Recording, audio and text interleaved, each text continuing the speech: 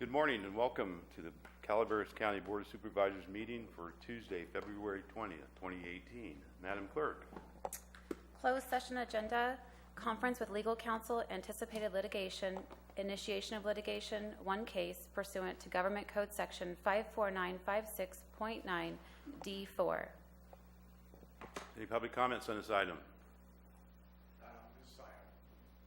On this item only? Seeing none? I'd like to make a statement. If it's not on this item, then you'll have to wait to public comments.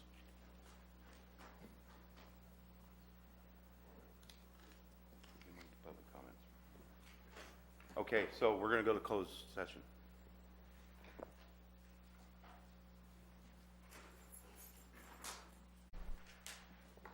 Good morning. Welcome to the Calaveras County Board of Supervisors meeting for February 20th, 2018. May we all stand, if you can, for the Pledge of Allegiance. I like that, stand if you can. Megan, will you please lead us? Allegiance to the flag Of the United States of America and to the republic for which it stands, one nation, under God, indivisible, with liberty and justice for all.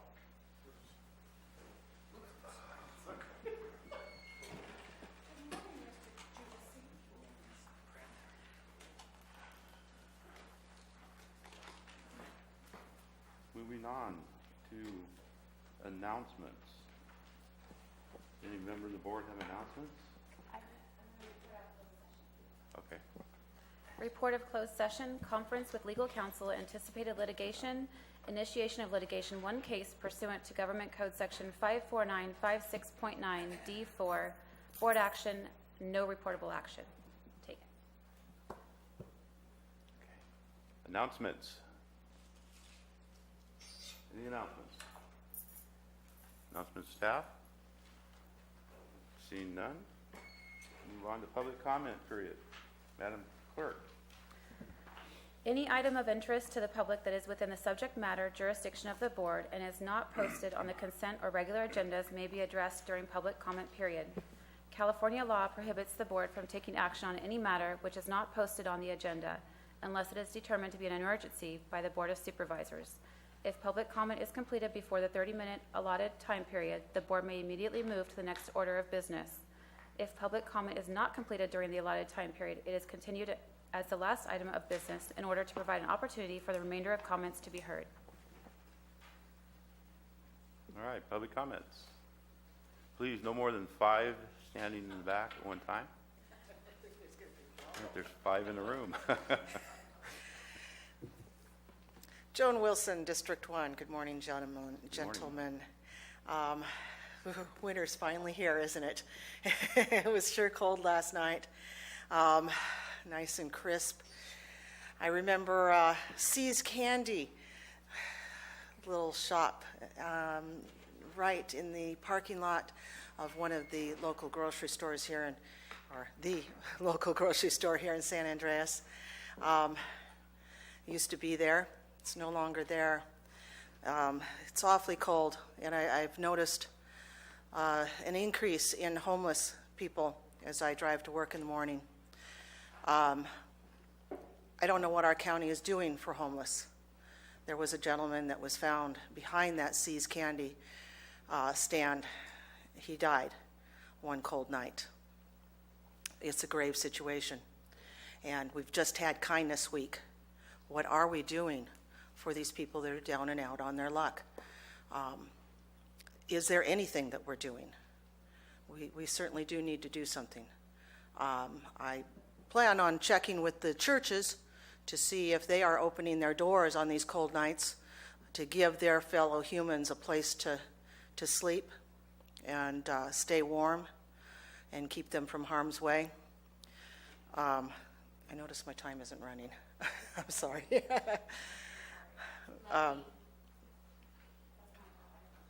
Okay.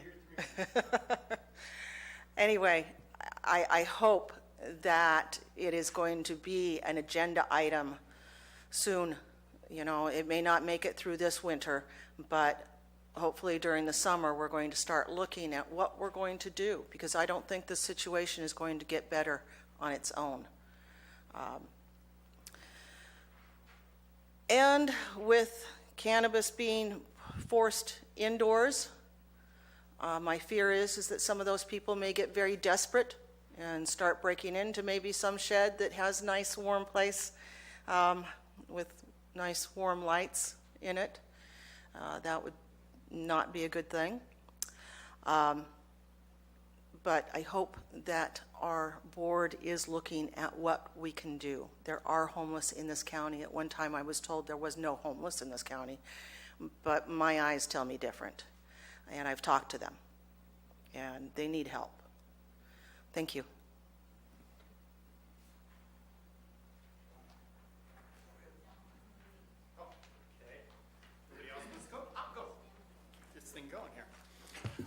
Good morning, gentlemen. It is a great day. It's cold. I suggest nobody ever buy a Chevy again. I wondered why it would cost $1,500 to replace a $28 heater core. I'm finding out you have to remove the dash. You have to release the motor mounts to move the engine far enough to get to the bolts at the firewall to take the heater unit out to get to the $28 part. It has taken a day and a half so far, and we still don't have the heater core out. So we drove the truck this morning, and it took my wife about halfway down Pull Station Road to realize that the truck has the heater and she could turn it on, and she actually got warm before we got here. Anyway, I want to thank Jeff Krovitz and the road crew. They've been out doing potholes out there again. Very nice when you don't bounce all over the road from hit or dodging. Last time the sheriff was behind me, he pulled me over, thought I was high on cannabis when I was just trying to dodge potholes out there. He found out I wasn't. Anyway, item 5 is very interesting this morning, gentlemen. I like that. Very interesting. My son was accepted to Chico State. He is applying for every kind of grant, scholarship, and other ways to finance his education. He wants to be a teacher. He's thinking about maybe running for public office at some point in time, like a board of supervisors. I think he'd make a very good one. He's an Eagle Scout. Our other son is also attending college on the GI Bill and working as an assistant manager at CBS, trying to make ends meet. They're both staying at home. One's 26, the other's 21, because they can't afford to live on their own yet. Just can't do it. But they're both on the president's list at the college. They're both now accredited tutors at Columbia Junior College. One's an Eagle Scout, one's an Army vet. Very proud of both of them. Our other son's a minister. He ministers to inmates at Solano State Correctional Facility because he happens to be an inmate there. He's serving 15 to life. He's on his 26th year because he went out one night. He was partying, and somebody gave him Prozac and Vicodin and Oxycontin. He passed out. When he came to, he was being molested. Thank you. Anyway, he killed him.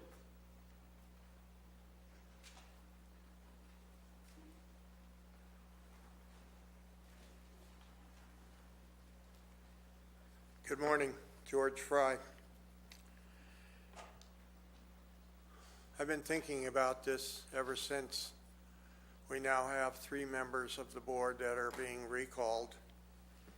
And I was thinking about what Supervisor Clapp said the day that he made the motion for Gary to be the chair.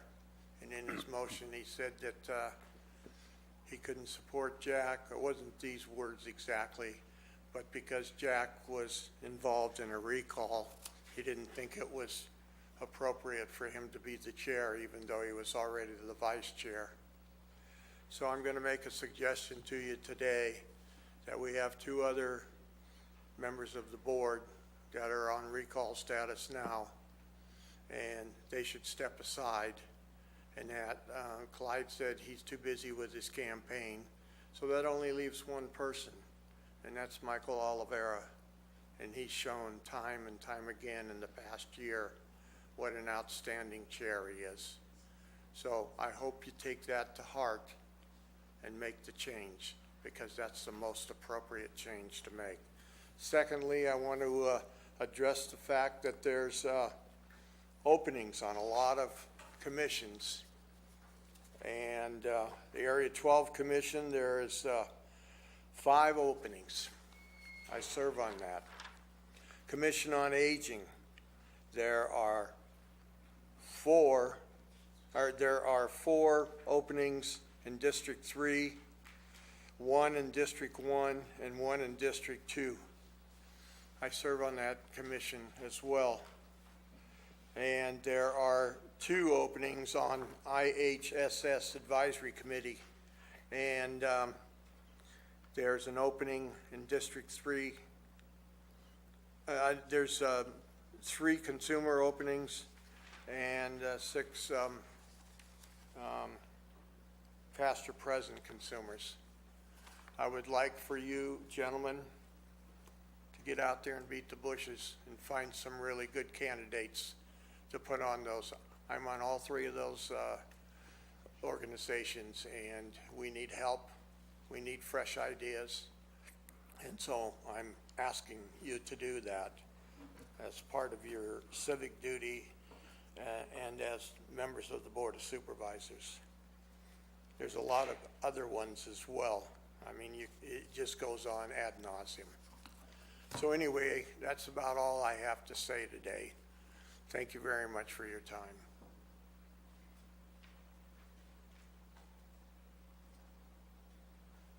Good morning, Bonnie Newman, Double Springs. I met Roger Adams in 1983, working for the Women's Crisis Line. He volunteered to help women fix their cars who'd been dismantled by their boyfriends or husbands. And he soon became my mechanic. About 15 years later, suffering from severe epilepsy, I became his caregiver. He suffered from brain cancer, epilepsy, psychosis, underwent 3 brain surgeries and various other surgeries for broken bones. We lost Roger on Sunday. It's a blessing. Gary, our date's off. When you're a caregiver, you become one with your client.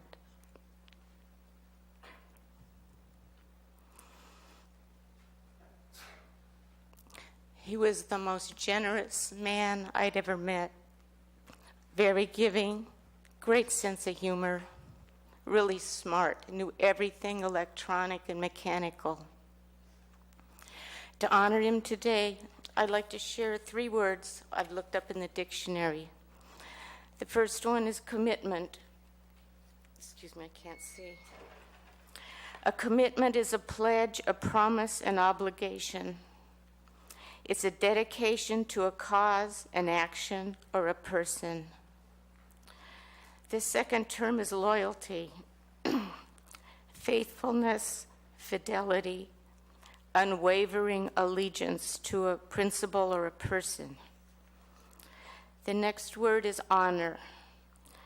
To regard with admiration, respect, deference, homage, reverence, veneration.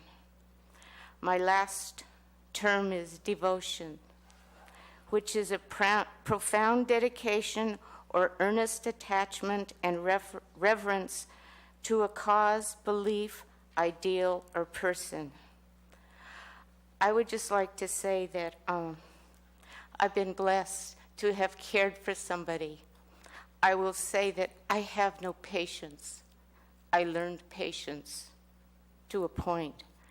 I would say I have no ability to feel for others, but I learned to feel for the pain that others can suffer.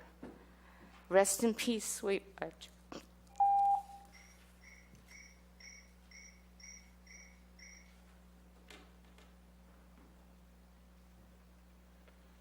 Any other public comment? Sorry, I just want to say thank you to Bonnie for sharing that. It's an extremely difficult thing to do. Our caregivers all over the nation and right here in Calaveras County live with us every single day. And so when we say that being a caregiver is the most difficult job in the world, I say this, right there alongside a foot soldier, it's because it is emotionally, physically, financially, and spiritually challenging to a high degree. So thank you, Bonnie, for sharing that, and I want everyone to know that, remember that, keep this in your thoughts when we bring to you issues and concerns about the In-Home Supportive Services Advisory Committee. We have grave work to do, and we can't wait to get started. This morning, though, on behalf of Red Cross, I would like to share with you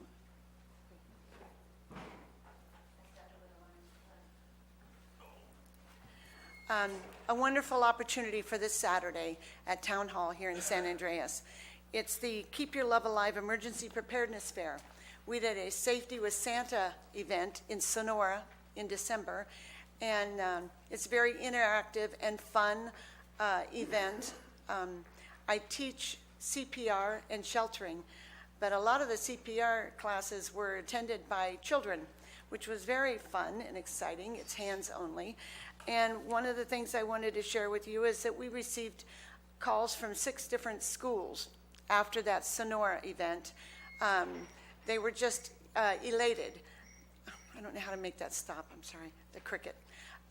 They were just so thrilled because their students came in and said, Mrs. Jones, it's okay. If you fall down, I know what to do. It's just inspiring.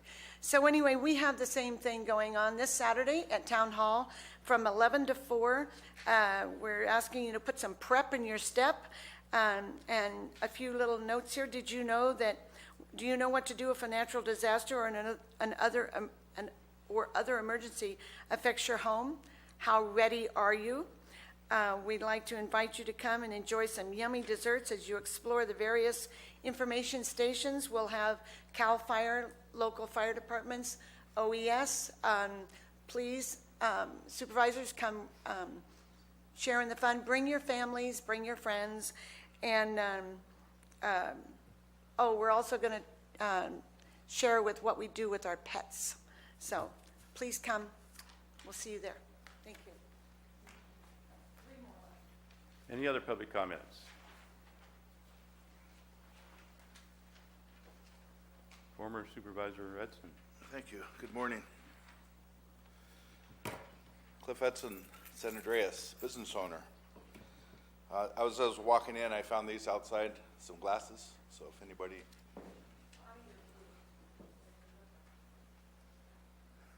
Do they look like yours? Okay. Second, I'd like to make an announcement for the San Andreas Rotary Club. We're having an event on March 16th. It's actually, it's the same day as the West Calaveras Rotary Club is having their event as well for St. Patrick's Day, and there should be enough people around here in the county to attend both of them. They're fun. They're very good events, and all of the proceeds go to our community, and some of it goes to international projects to help other people in other countries, but most of it goes to our community. Third, I gave a proclamation to a young lady about a year and a half ago while I was sitting up there, Kayla Fields, and it was this flag that she made, and we as a board accepted it. Couldn't get it hung up, and I would like to make sure that it gets hung up. So I want to give this to Jack. I talked to him about it yesterday, and I'd like to give this to Jack. Kayla has, she signed it on the back with her picture. I think that's pretty special.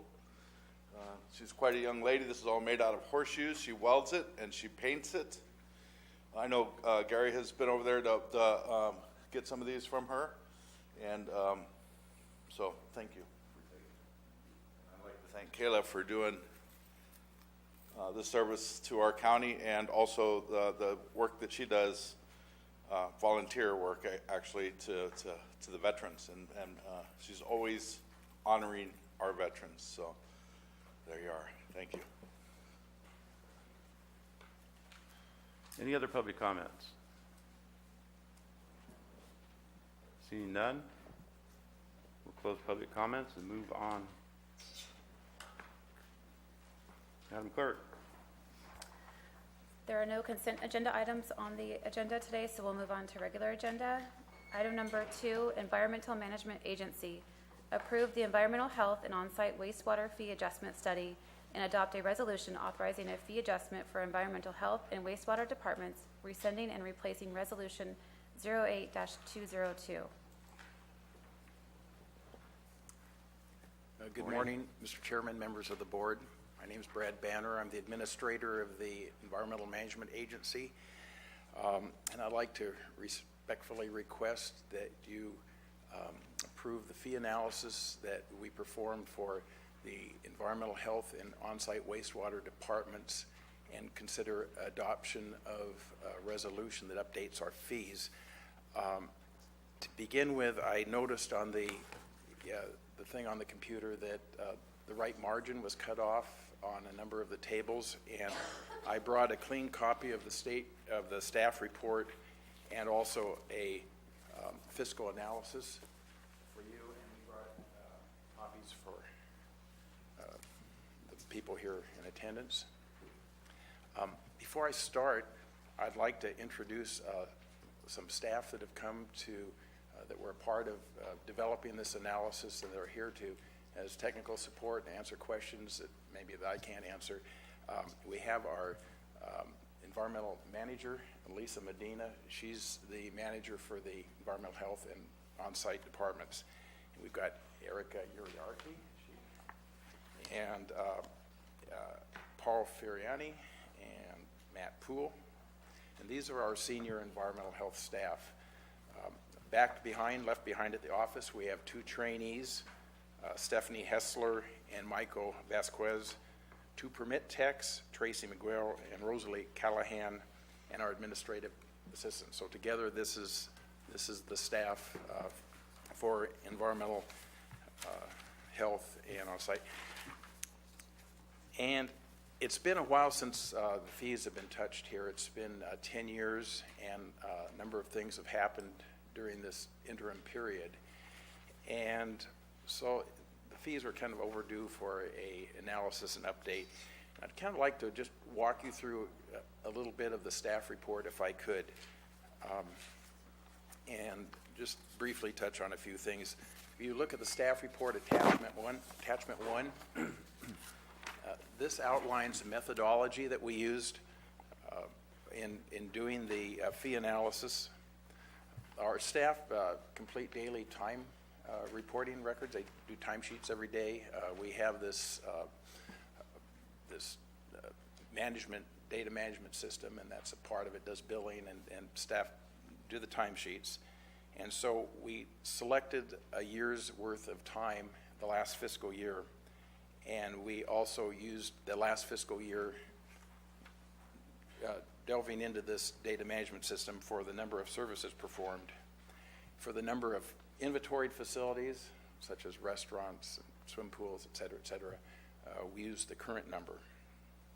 As far as the costs for the program, we looked at this year's budget expenditures, and we pulled out cannabis money, which was kind of money in, money out. So we took that out of that, and that was our operating costs that we used. We divided into that operating cost billable hours, and to derive billable hours, we took the timesheet time for that year and subtracted time that was coded for general office, general environmental health time, and in response to some feedback that we got from our stakeholders, we also pulled out training time. So the remainder was a billable hours then that we put into the operating costs to come up with hourly rates. Then beg pardon, sir?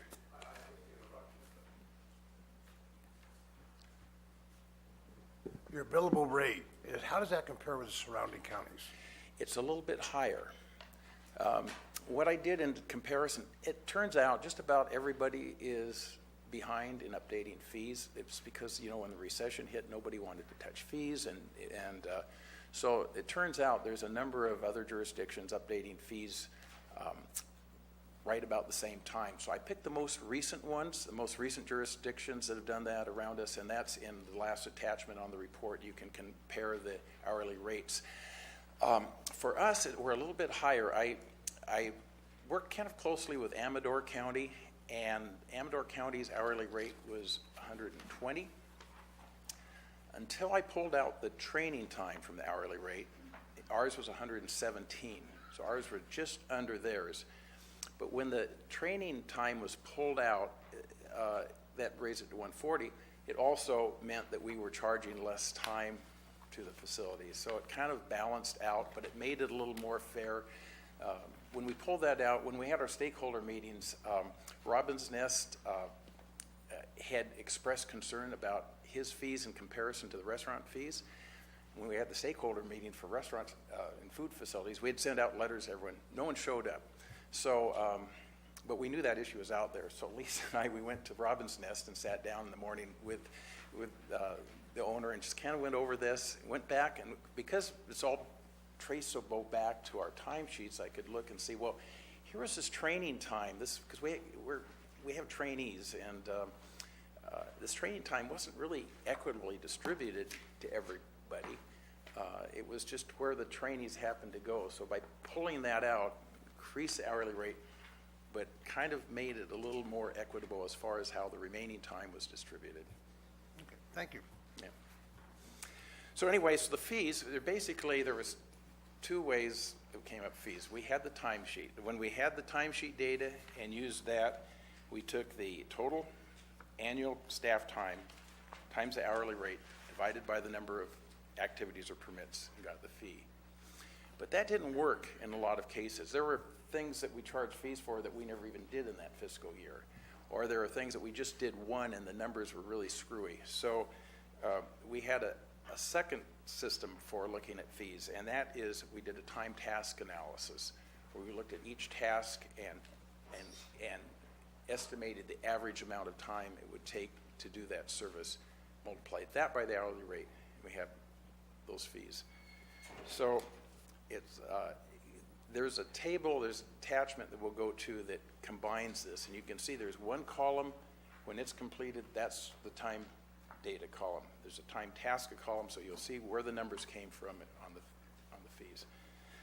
When we did these fees, we did a couple things that to kind of temper the amount of fee increases. We didn't want to go throw huge fee increases at people, and so what we did is we said, okay, there's a public benefit to what we do.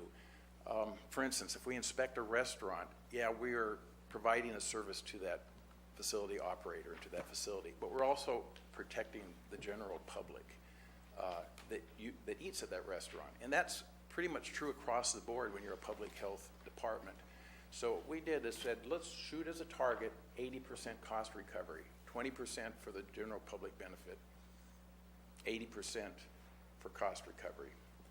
And then we proposed phasing it in over 3 years, which is another typical thing that other departments around other jurisdictions are doing it. So we had year 1, year 2, year 3. So we'd start at 60% cost recovery, 70, and then 80%.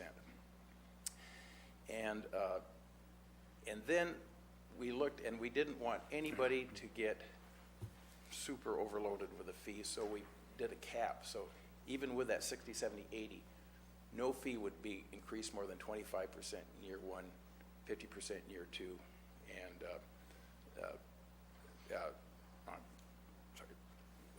25% year 1, 50% year 2, 75% year 3. So that's kind of how we tried to hold the fees down so it's not, nobody got shot through the ceiling of their fees in 1 year. So the attachment 2, that's our timesheet data. So that's kind of the raw data from the timesheet. And then attachment 3 is the time task analysis. And this is, I brought the staff that actually do the work that Lisa sat down with the staff to develop those numbers.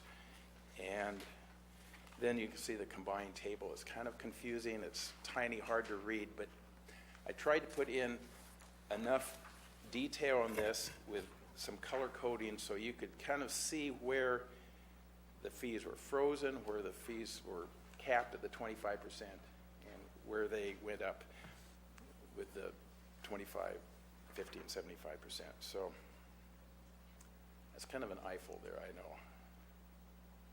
Do you have a chance to look at it? No, I'm having fun. All right. So just to touch base again on the stakeholder meetings. What we did is we sent letters to all the restaurants. Can we turn off our cell phones? We sent letters to all the food facilities, on-site wastewater professionals who we work with. We had the well drillers, hazmat facilities, public pools, spas, and body art folks. And we had a series of workshops for them to present this. Basically, almost no one showed up. For food, we went and visited the Robin's Nest. A couple hazmat people came, like accountant types from some of the businesses, and they said, well, wait, you got a $60,000 grant. That should be factored in here so we don't pay twice. Oh, that's right. So went back and redid the tables and removed that, reduced the fees proportionally to account for that $60,000 grant that we get each year. And finally, there's a fee comparison. I figured you'd probably be interested in how this compares with other departments that have recent fee increases. The last thing I had is there's two 11th hour changes. Number one, there was a fee proposed for charitable nonprofit organizations doing these temporary events. And I did a survey just at the end of last week, and I got responses from 20 different counties, and only one of them charges fees for those events. So I'd like to propose that we not have a fee for that, for those people, because if you think about it, if you have a Rotary event or something, for example, that's all for the community, and it's a huge community benefit, and I just think that we'd be better off not charging a fee for that. So that's kind of one change that I would like to propose, even though it's at the 11th hour here. And the other minor change is there's an error in the on-site fees for year 2, the major repairs, and that should have been the same fee as the previous year. Those were fees that were held back because they were frozen until such time that 60, 70, 80% public benefit kicked in. So, Yeah. Mr. Chair, question, Mr. Bonner. Mr. Bonner, in dealing with our nonprofit organizations, I noticed that we have an entry here for Murphy's Irish Days, and that's been redlined out. Those are nonprofits. Are you saying that we don't conduct those inspections or we don't charge for them? Is that? we don't want to charge for them. Now, those Okay. nonprofit events, if it's not a charitable nonprofit that meets that criteria outlined in the state, then we'd charge a fee, but. I understand. Yeah. But we We'd don't still- eliminate the inspections. No, we think Okay, those inspections are as important or more all right, important just than wanna any make of. sure we're talking Because these apples and are apples regular here. guys, right? And they come in and they're preparing food for the public, so we really want to be a part of that. Okay, all right, yeah. Ventura County, and I'd like to look at doing this at some point in the future. Ventura County requires that all the nonprofits, that they have somebody that goes to a food safety class, and if they get a certificate from that, they don't have a fee. So they've got an incentive to go through this food safety class. We don't really have the staff to do that right now, but down the road, maybe. Jack. I'm just looking at the sheets on the fee comparison. Are these the proposed fees or the current fees? These are the proposed fees on the top. Okay. Yeah, and then these are these brand-new fees that have been set in place. You know, Amador County, I know Mike Israel pretty well, and I was talking to him about his fees. They're shooting for a 31% cost recovery. So they've got some, yeah, I thought, oh, okay, that kind of explains why their fees are a little bit lower. We're shooting for a little higher cost recovery than that.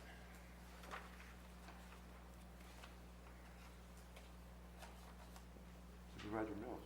Yes, good morning, Mr. Banner. Morning. In your training, is there ongoing trainings required of your staff as part of this cost recovery, like continuing education time or something? There is some in hazmat, and can you think of anything else, Lisa?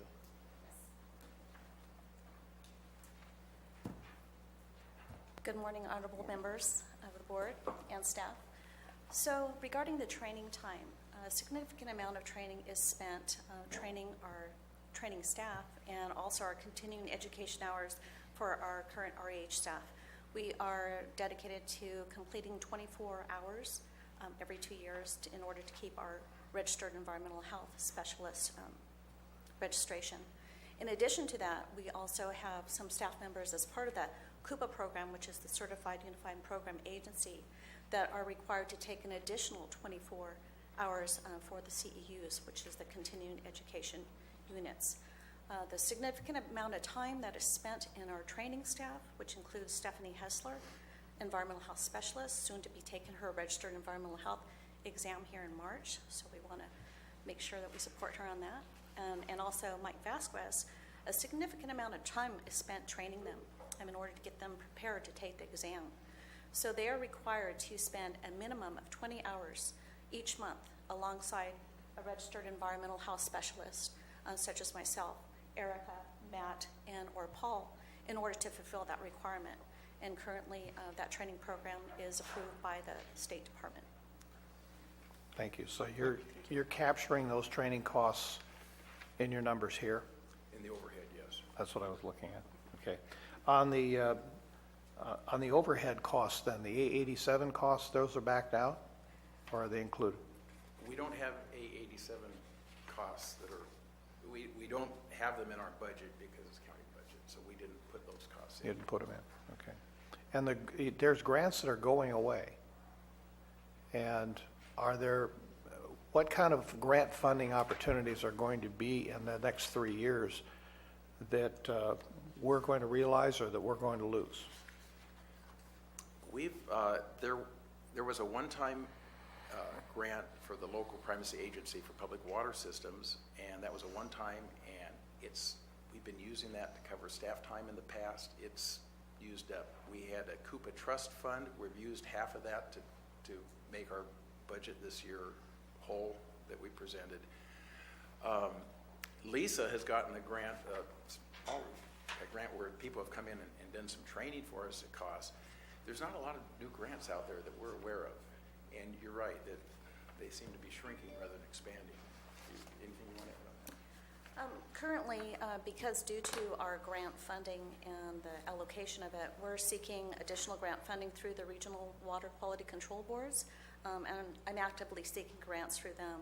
But as part of the process, quite a bit of the grants is only due to the business owners, and so it's a little difficult for some of the jurisdictions in the CUPAs to get that additional grant funding. But I am seeking opportunities elsewhere. Thank you.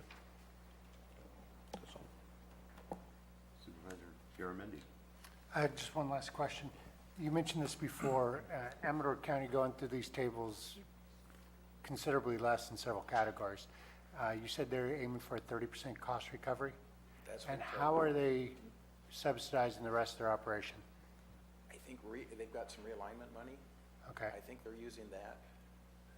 Other than that, that in general fund, I think. If I could add, and to Mr. Banner's point, there are some jurisdictions particularly that have an aligned environmental health and human services element, or health services, I should say, where they have used realignment funds. That becomes a slippery slope too, because those funds were partially swept through the Affordable Care Act implementation across the state. Others will put some level of general fund. My experience has been environmental health agencies across the state, depending on where they're located, will typically use those types of designated or special revenue funds to augment the cost recovery if they can't get to 100%. Thank you. Any other questions from the board? Supervisor Mills? Yeah, I have one more thing on page 34. This would be towards the end of the packet.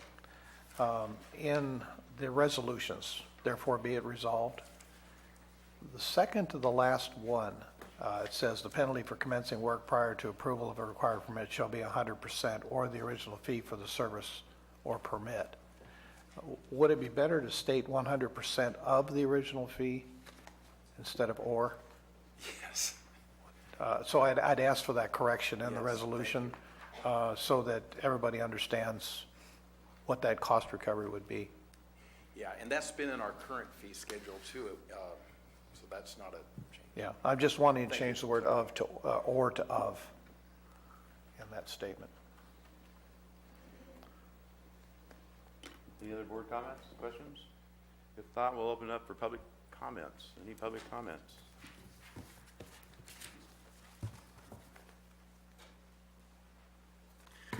I want to thank Mr. Banner for his presentation.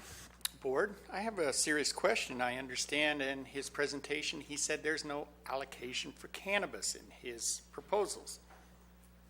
So because we banned cannabis, we did not ban personal cultivation or medical. Therefore, those grows are still going to be going on, except the board, in their infinite superiority, decided that it needed to be indoors. This presents mold issues, fire issues. We could have approximately, there's 29,000 voters. Say half of them are people that might use cannabis. Let's reduce that again to 7,000 people. We have potentially 7,000 uninspected indoor grows possibly going on in our county. Now, we're not considering the unregulated, the criminal grows that aren't going to pay any attention to your ban, just like they didn't pay any attention to the regulation. Where are the fees and the recovery apparatus for cleaning up the environment from those, which we all know they are a definite environmental hazard? Where is our money? Where is our fees that we would collect from those? We've done away with Measure C tax money because we're not allowing commercial cultivation. We're voting for raises for employees and board members and staff. Where are we going to get the money? Where are your plans, gentlemen? We have approximately 600 known, 1,200 estimated. Some people say as many as 2,000 illegal grows. All of those are environmental, potential, hazardous dumping sites, correct, Mr. Mills, Mr. Tofinelli, Mr. Clapp? Thank you very much for your ban. I wonder what we're going to do. We don't care, right? No recovery costs on that.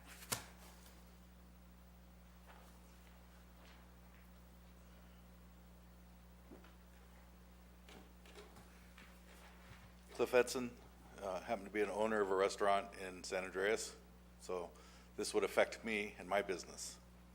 And I got to tell you that you've already affected me and my business. And so how far are you going to go to keep tearing down our ability to run our businesses? just keep taking from us. You shouldn't be taking from us. You should be finding ways to help our businesses survive and thrive in this environment here. That's what we should be doing. And I don't see it. Now, these folks over here with environmental health, they do a fantastic job. They're friendly with businesses. They come in, they work with you, they try to help you, they do everything they can for you. But they're running out of money too. And like Bill, the previous speaker, just said, where are you going to get the money? Well, for me, I see where you're going to get the money. You're going to get the money from legitimate businesses that are trying to survive in this county. That's exactly where you're going to get it. And that is no different than tax. Thank you. Any other public comments? Seeing none, we'll bring it back to the board.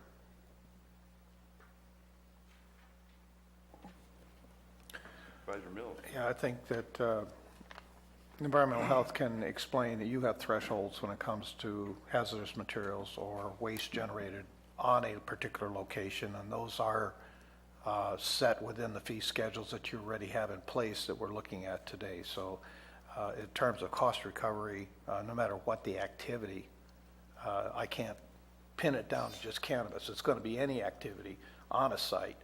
You have the structure here to do true cost recovery, and I think that's the critical element here is to have an insurance that we're not tapping general fund money and that we are truly trying to treat this as much as of an enterprise as it is possibly to do within limits. So I appreciate the depth and the level that you've gone to creating these documents.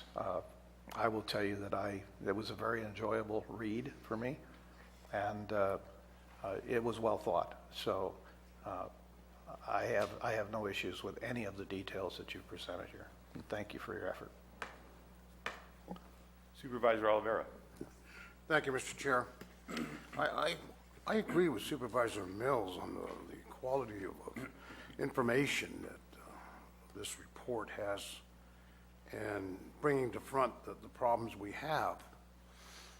But I also have personal experience, and I've listened to Mr. Edson about what businesses are affected and how these increases are going to affect those small to medium businesses. I have no argument with the fact that we do need to increase fees in the last 10 years, but I'm wondering if there's a better solution to make that adjustment more survivable. I use that word because we see, especially in District 3, in Arnold, Dorrington, we're seeing a turnover in businesses in Murphy's. And Murphy's has been quite the leader in our businesses for Calaveras County. But I do see this decline in business opportunities and coming at our existing businesses to carry the load. I guess what I'm trying to say is I would approve of an increase in fees, but maybe not so drastic, maybe a 5-year plan, something to that effect. Thank you, Mr. Chair. Any other board comments?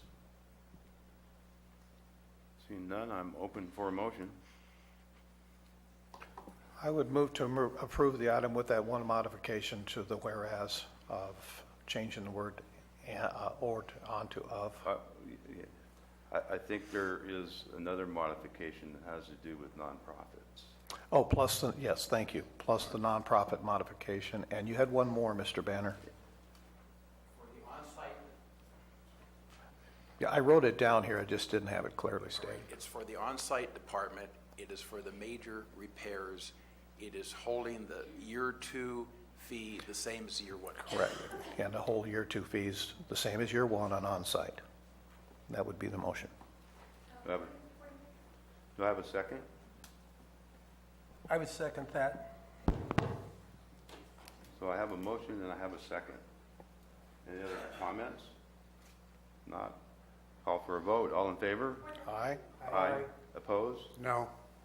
Passes 4-1. What is your point of order? I was hoping that the point of order would happen before you voted because it appeared that we were amending the item with the things that had been brought up, but I didn't hear any mention about what Supervisor Oliveira had suggested. Maybe that's a possibility, and it seems like that should have been folded Okay. into the. The point of order is we had a vote 4-1, so it wouldn't have passed what he did. I called for a motion. We had a motion and a second on the items before us. If that would have died, we could have delved into what Mr. Oliveira wanted. Moving on to item number 3, Madam Clerk. Item number 3, Human Resources adopt a resolution approving changes consistent with the modified contract with service employees, International Union Local 1021, expiring December 31st, 2019, for appointed department heads, mid-management, professional, supervisorial, confidential, and other. Judy Hawkins, Human Resources and Risk Director. Good morning, Honorable Board. I am bringing before you today a resolution approving changes that are consistent with the modified MOU that we had approved for SEIU. The group that we are approving this for, the unrepresented employees, they include our appointed officials, mid-management and professional, supervisory and confidential, and those that are considered other. The changes that we approved for SEIU was a 2% COLA effective June 23rd, 2018, an additional 2% COLA effective January 5th, 2019, and picking up 100% of the employee-only dental and employee-only vision to be paid by the county effective July 7th, 2018. Any board comments, questions? Seeing none, we'll open for public comment. Public comments?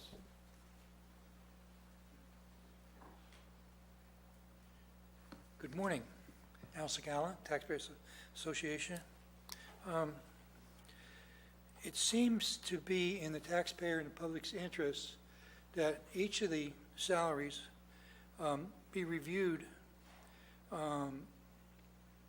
along the lines of a study of comparable salaries, not just in public service, but also elsewhere. The reason for that is to try to attract and keep good people. This is more important than having a uniform COLA or anything like that, because by entering an agreement with the unions to have a across-the-board COLA, you ignore all the different values in the various functions. Now, this same thing applies to salaries for the Board of Supervisors. It's kind of awkward for the board to enter into basically secret negotiations for the wages and benefits for employees, and then have their own salaries connected to that. So it's obviously to their advantage to increase those expenditures because they would benefit from it. This is a conflict of interest. We'd recommend that you ask the administration to do a survey of other jurisdictions on how they set supervisor salaries. I understand there's different ways to do that that are more friendly to the public interest. Thank you.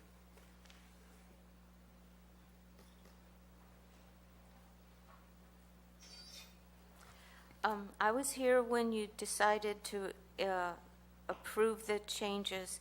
I just want to know what the total monetary increase will be for the next year in thousands or tens of thousands or hundreds of thousands. How much is it going to cost the taxpayers to fulfill this resolution?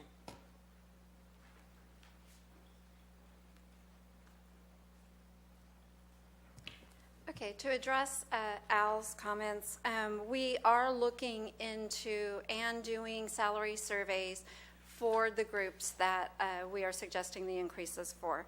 So we are looking at all of our appointed officials, our mid-managements, because of the increases that we are giving to the different groups. It is causing now a compaction issue with some of our management positions. So we are looking at all of those closely. And although the COLA is across the board, it does not fix some of the issues that we are having with the management positions, but it's important that those positions get the COLA along with the SEIU group to keep the compaction from being worse. For the financing, it is in the staff report, and so the estimated costs for the non-general and general funds are the general fund COLA and dental and vision is approximately $241,786 annually, and then the non-general fund COLA dental and vision costs are $376,123. There's no increase to fiscal year 2017-18 since these increases do not take place until fiscal year 2018-19.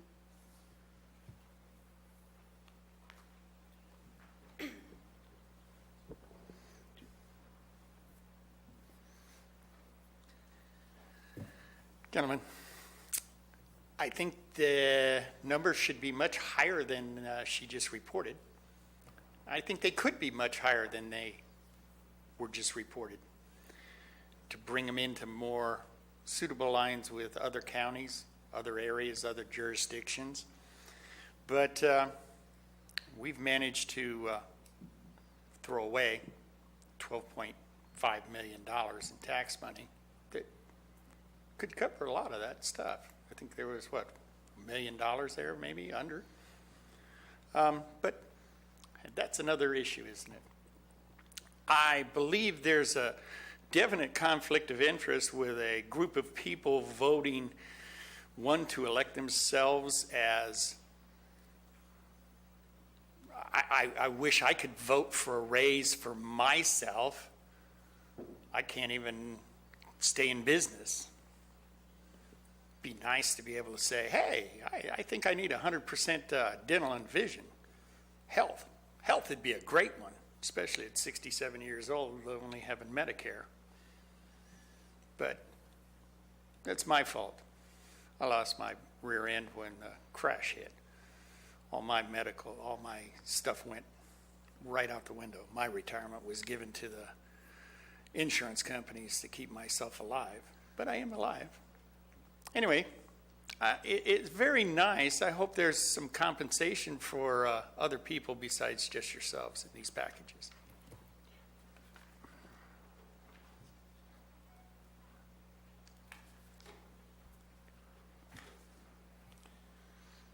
So, Cliff Edson again, as far as the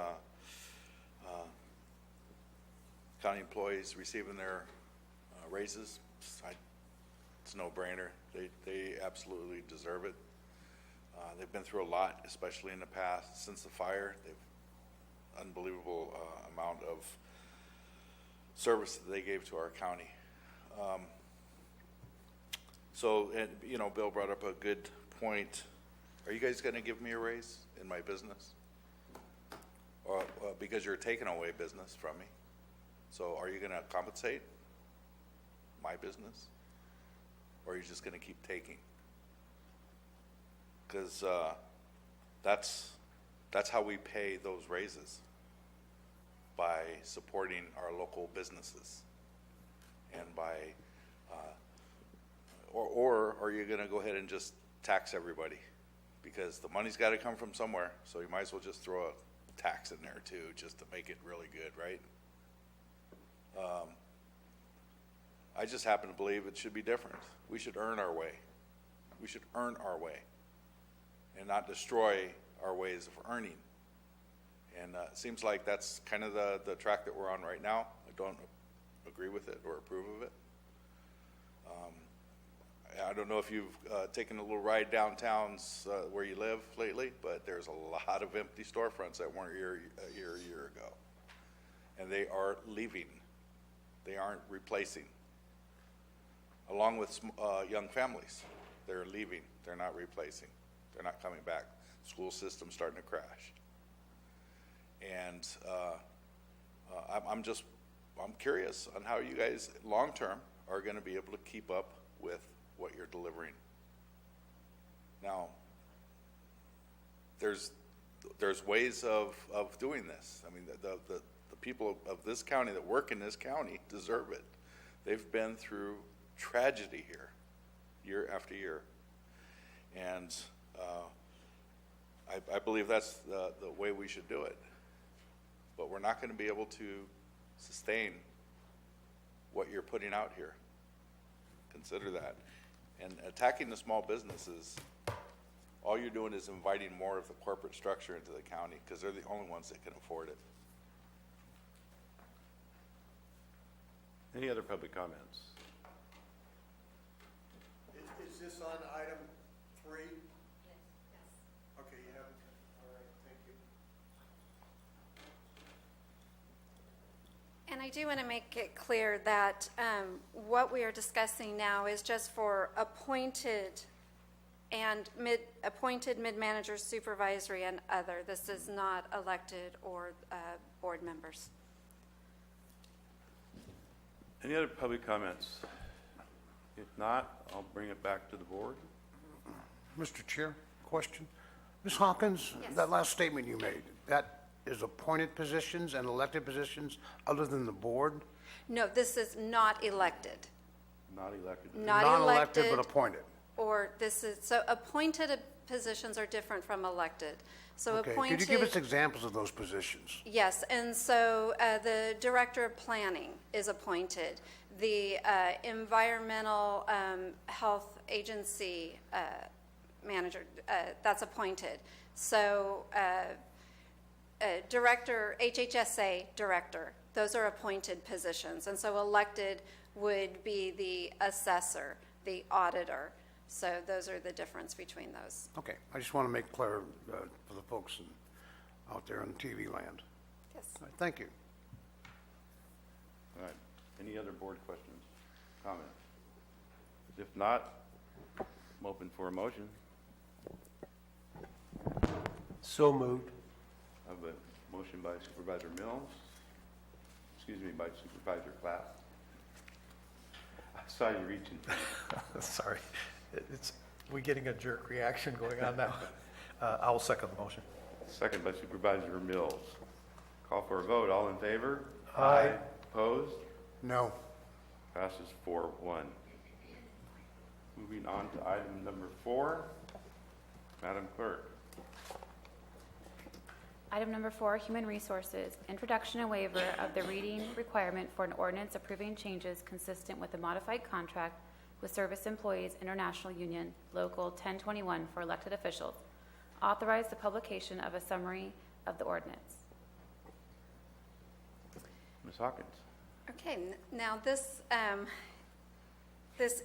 introduction and waiver of the reading requirement for an ordinance approving the changes consistent with the modified contract with Service Employees International Union, Local 1021 for elected officials. And this is to authorize the publication of a summary of the ordinance.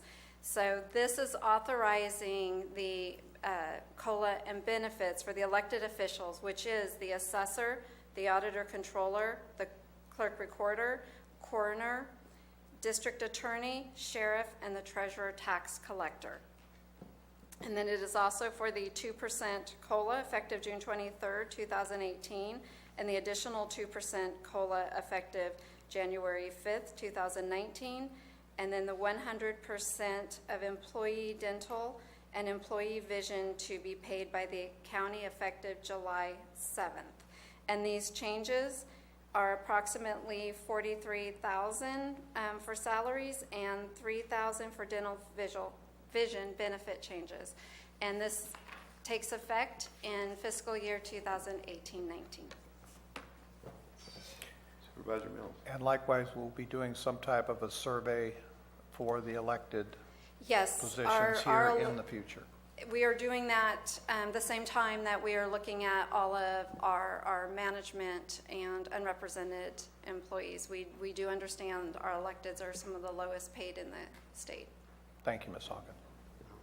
Supervisor Oliveira. Mr. Chair, Ms. Hawkins, in that survey that you're planning on conducting, will that take in all areas of compensation such as expenses, staff, mileage, things of that sort, plus salaries? Right, we have already, we are close to completing looking at staff, and so it is taking into consideration all of those items. Okay. Thank you, Mr. Chair. Supervisor Clapp, your light's on. No? Any other board comments, questions? If not, we'll open up to public comments.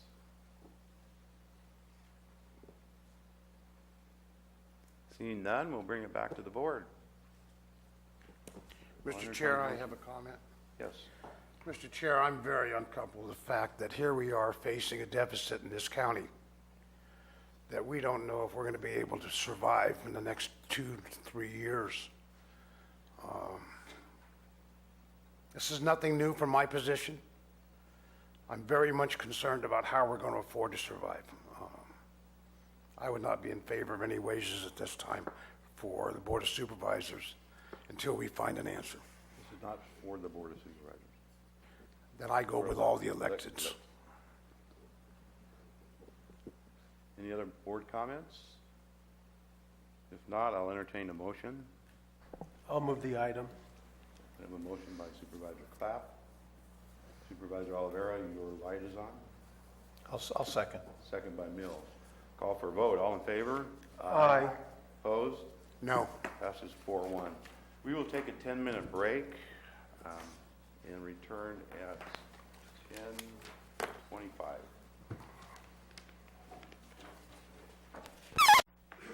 We are back. Ms. Hawkins. Item number 5, Human Resources. Thought we already read it. Sorry. Human Resources Introduction and Waiver of the reading requirements for an ordinance modifying salary and benefits for the Board of Supervisors. Authorize the publication of a summary of the ordinance. Judy Hawkins, Human Resources and Risk Director. So I'm bringing before you today the introduction and waiver of the reading requirements for an ordinance modifying salary and benefits for the Board of Supervisors, and to authorize the publication of the summary of the ordinance. And I would like to point out that according to Article 11, Section 1, subsection B of the California Constitution, each governing body shall prescribe by ordinance the compensation of its members, but the ordinance prescribing such compensation shall be subject to referendum. And so it is your responsibility to set the compensation for yourself. So that is something that, although it is not comfortable, it is something that has to be done according to government code. So we are suggesting that you follow the memorandum of understanding set for SEIU, which is a 2% COLA effective June 23rd, 2018, an additional 2% COLA effective January 5th, 2019. 100% of employee-only dental and employee vision to be paid by the county effective July 7th. And so these changes would be effective for fiscal year 2018-19, and the financing for these is approximately $14,270 for the compensation salary changes, and the dental vision would be $1,524. Any board comments? I will make a comment. I will not be voting for this, and if it passes, I will not accept any of the compensation. So I don't feel that personally, at this time, I should be accepting any of it. So, Supervisor Mills. I will add to that because when I was on the Calaveras County Water District, I asked my colleagues to actually reduce their salary because of wage rate hikes, and they did so on a 5-0 vote. And I also will not be accepting the additional compensation that's being offered here. Supervisor Olivera. Thank you, Mr. Chair. I again am wondering where we're going to finance these increases. Number two, I'm a firm believer in taking care of our employees first before we take care of ourselves. I will not be voting for this. Any other comments?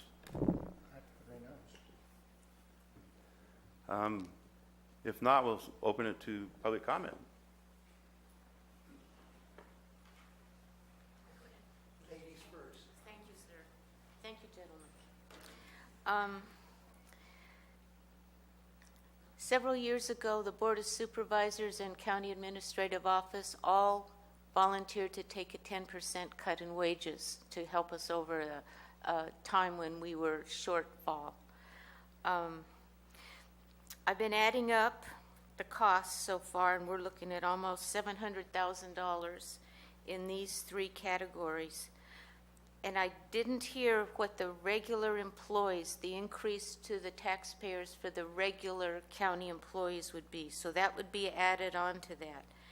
And then I have to remind you that there's 330 home care workers that have not had a pay raise in 9 years. I'm not going to tell you that my union is going to come and ask you for a pay raise, because my union has not stepped up in 9 years. But if that were to take effect, we would be asking for probably $100,000 out of the general fund to be matched by state and federal funding, and that would multiply that by 5 times. But I don't know if that's possible either. I just want to keep in mind for us, the home care workers, and for the taxpayers, how much this is going to be costing us and where we're going to get the money. Although it sounds like there must be money, but Mr. Olivera is indicating that I don't think there is any money. So I'm just interested in knowing when home care workers are going to get a 2% COLA or any kind of increase when we're looking at the Board of Supervisors, elected officials, department heads, all possibly getting pay raises. Thank you. Any other public comment? Al Segala, Taxpayer Association. We really appreciate those comments about foregoing increases because of our monetary situation.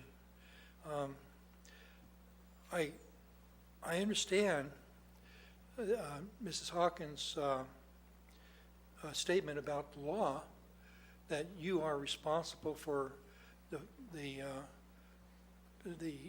vote as to whether for your own salary, but rather than, I'd like to suggest, rather than use as a standard the SIU MOU, you actually go to another entity for a recommendation. I understand some counties use the judiciary, and there may be some other ways that other counties do it that are more fair to the taxpayer and to the public. Even though a recommendation may come to you for what to do with salaries, you don't have to accept it, and of course, because you have control, and you ought to have control because you're responsible for that. Anyway, I'd recommend that you find out what other counties are doing other than using the union method of determining wages for supervisors. I think it can be done.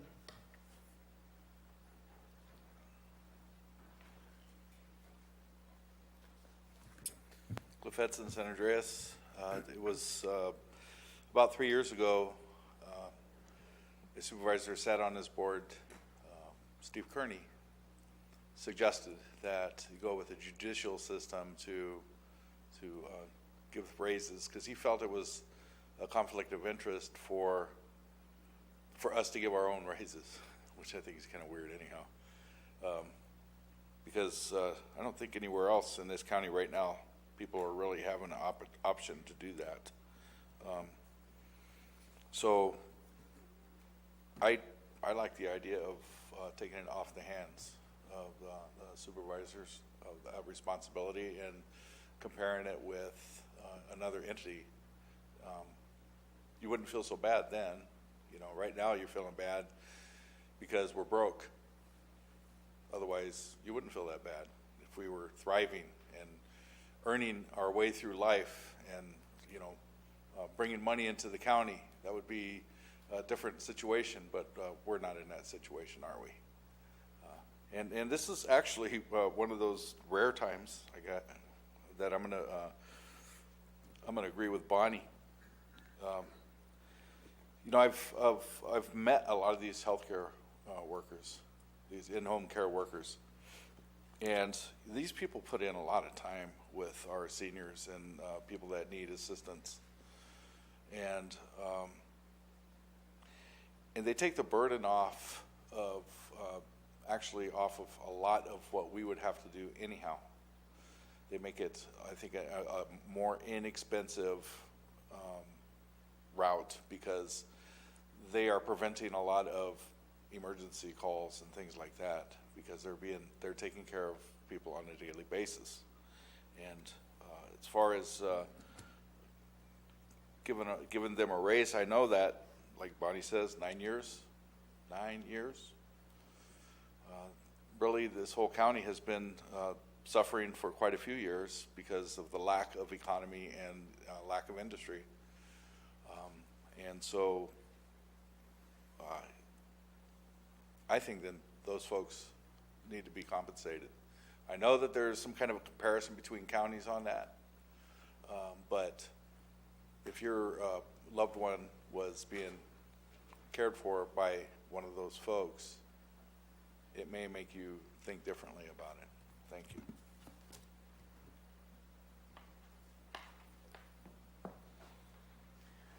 Good morning again, Board. I want to commend you gentlemen this morning. You actually did something I approve of. At least most of you did. So, I don't really know what I got to bitch about. Sorry.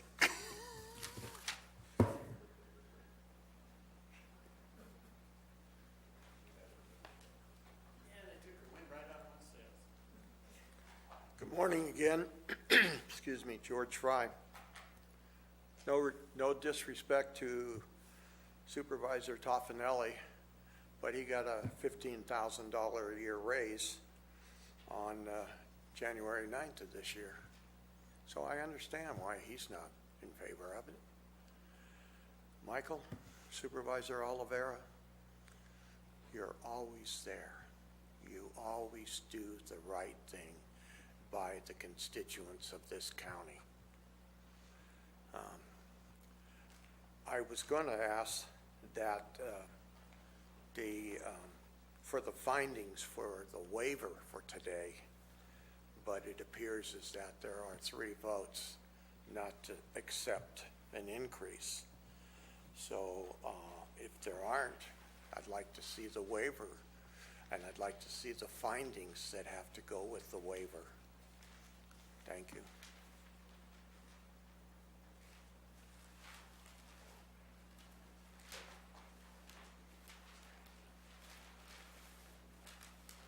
Joan Wilson again.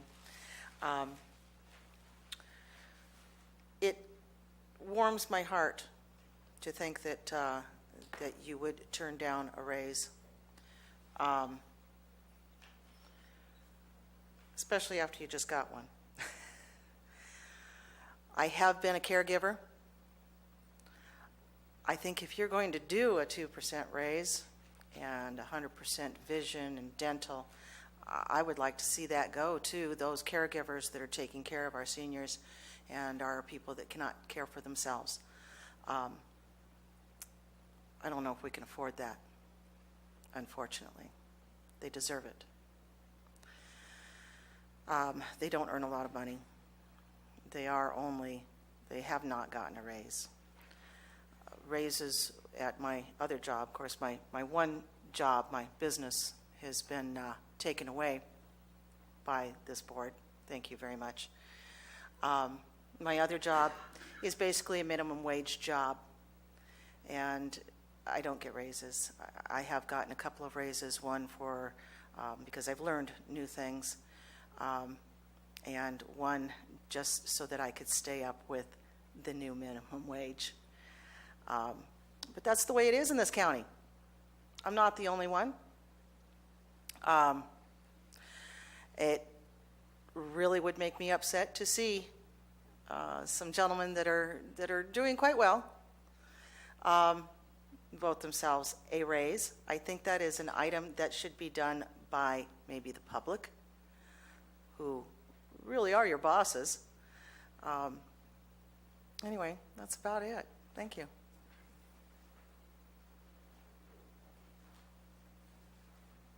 Any other public comments? If not, we'll close public comments and bring it back to the board. I didn't get the total cost to the employees, to the taxpayers of the regular employees. I did state what She that didn't. cost was, but She I didn't. will say it again, as it is in the staff report. It's $14,270 for the salaries, $1,524 for the benefits. No, she's asking Oh. employees, not board members. Oh, for the, I don't have the total cost for all employees with me. Okay. Any board comments? Questions? Supervisor Garamendi. Thank you, Mr. Chair. I think that, I think we know where the votes are on this, but I think we need to consider this as a board.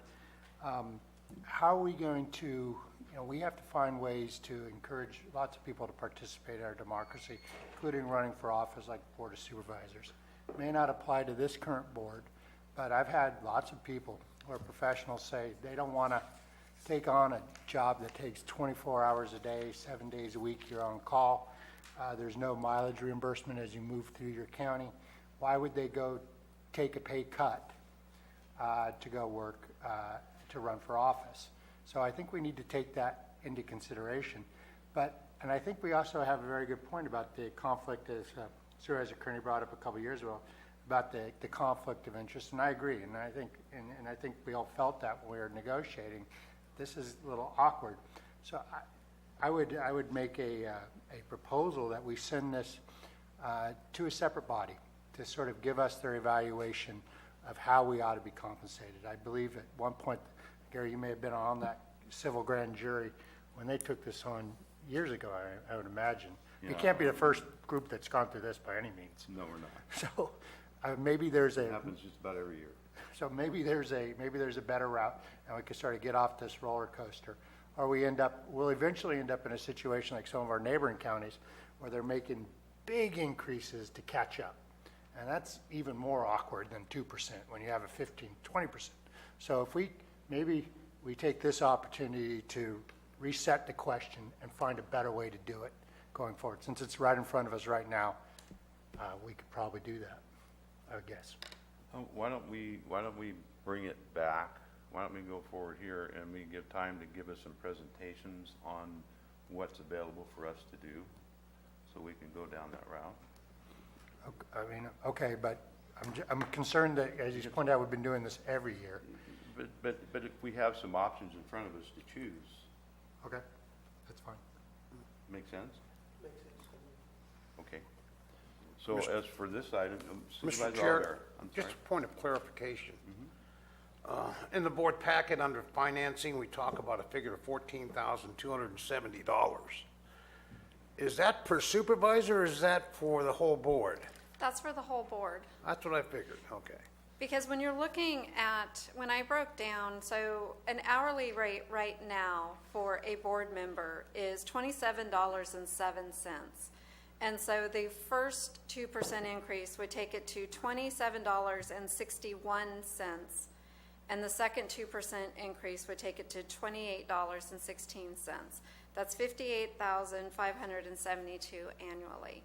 And so these are, because you are not at a high end. When we looked at this several years ago, we did take a look at what other counties were doing. There are some counties that tie to a union like what you're doing, and then the other counties tied to the court system. Tying to the court system actually is larger increases. And so there's like Amador, for years did not give themselves increases because the increases with the courts were so large. And so, you know, calculating out what those increases are, you're talking 50-something cents an hour for the increase for the board member. For the chair, you're going $34.10 an hour to $34.78 to $35.48. So these are not large increases. And it is important that we do keep the rates at competitive so that we do get members that will serve the community. Okay, thank you, Ms. Hawkins. Thank you, Mr. Chair. Any other comments? If not, I'm open for a motion. Do I hear a motion? Would a correct motion be to move to deny? Would that be the best way to do this? I would think that would meet what we need. I would make a motion to deny at this time. I have a second.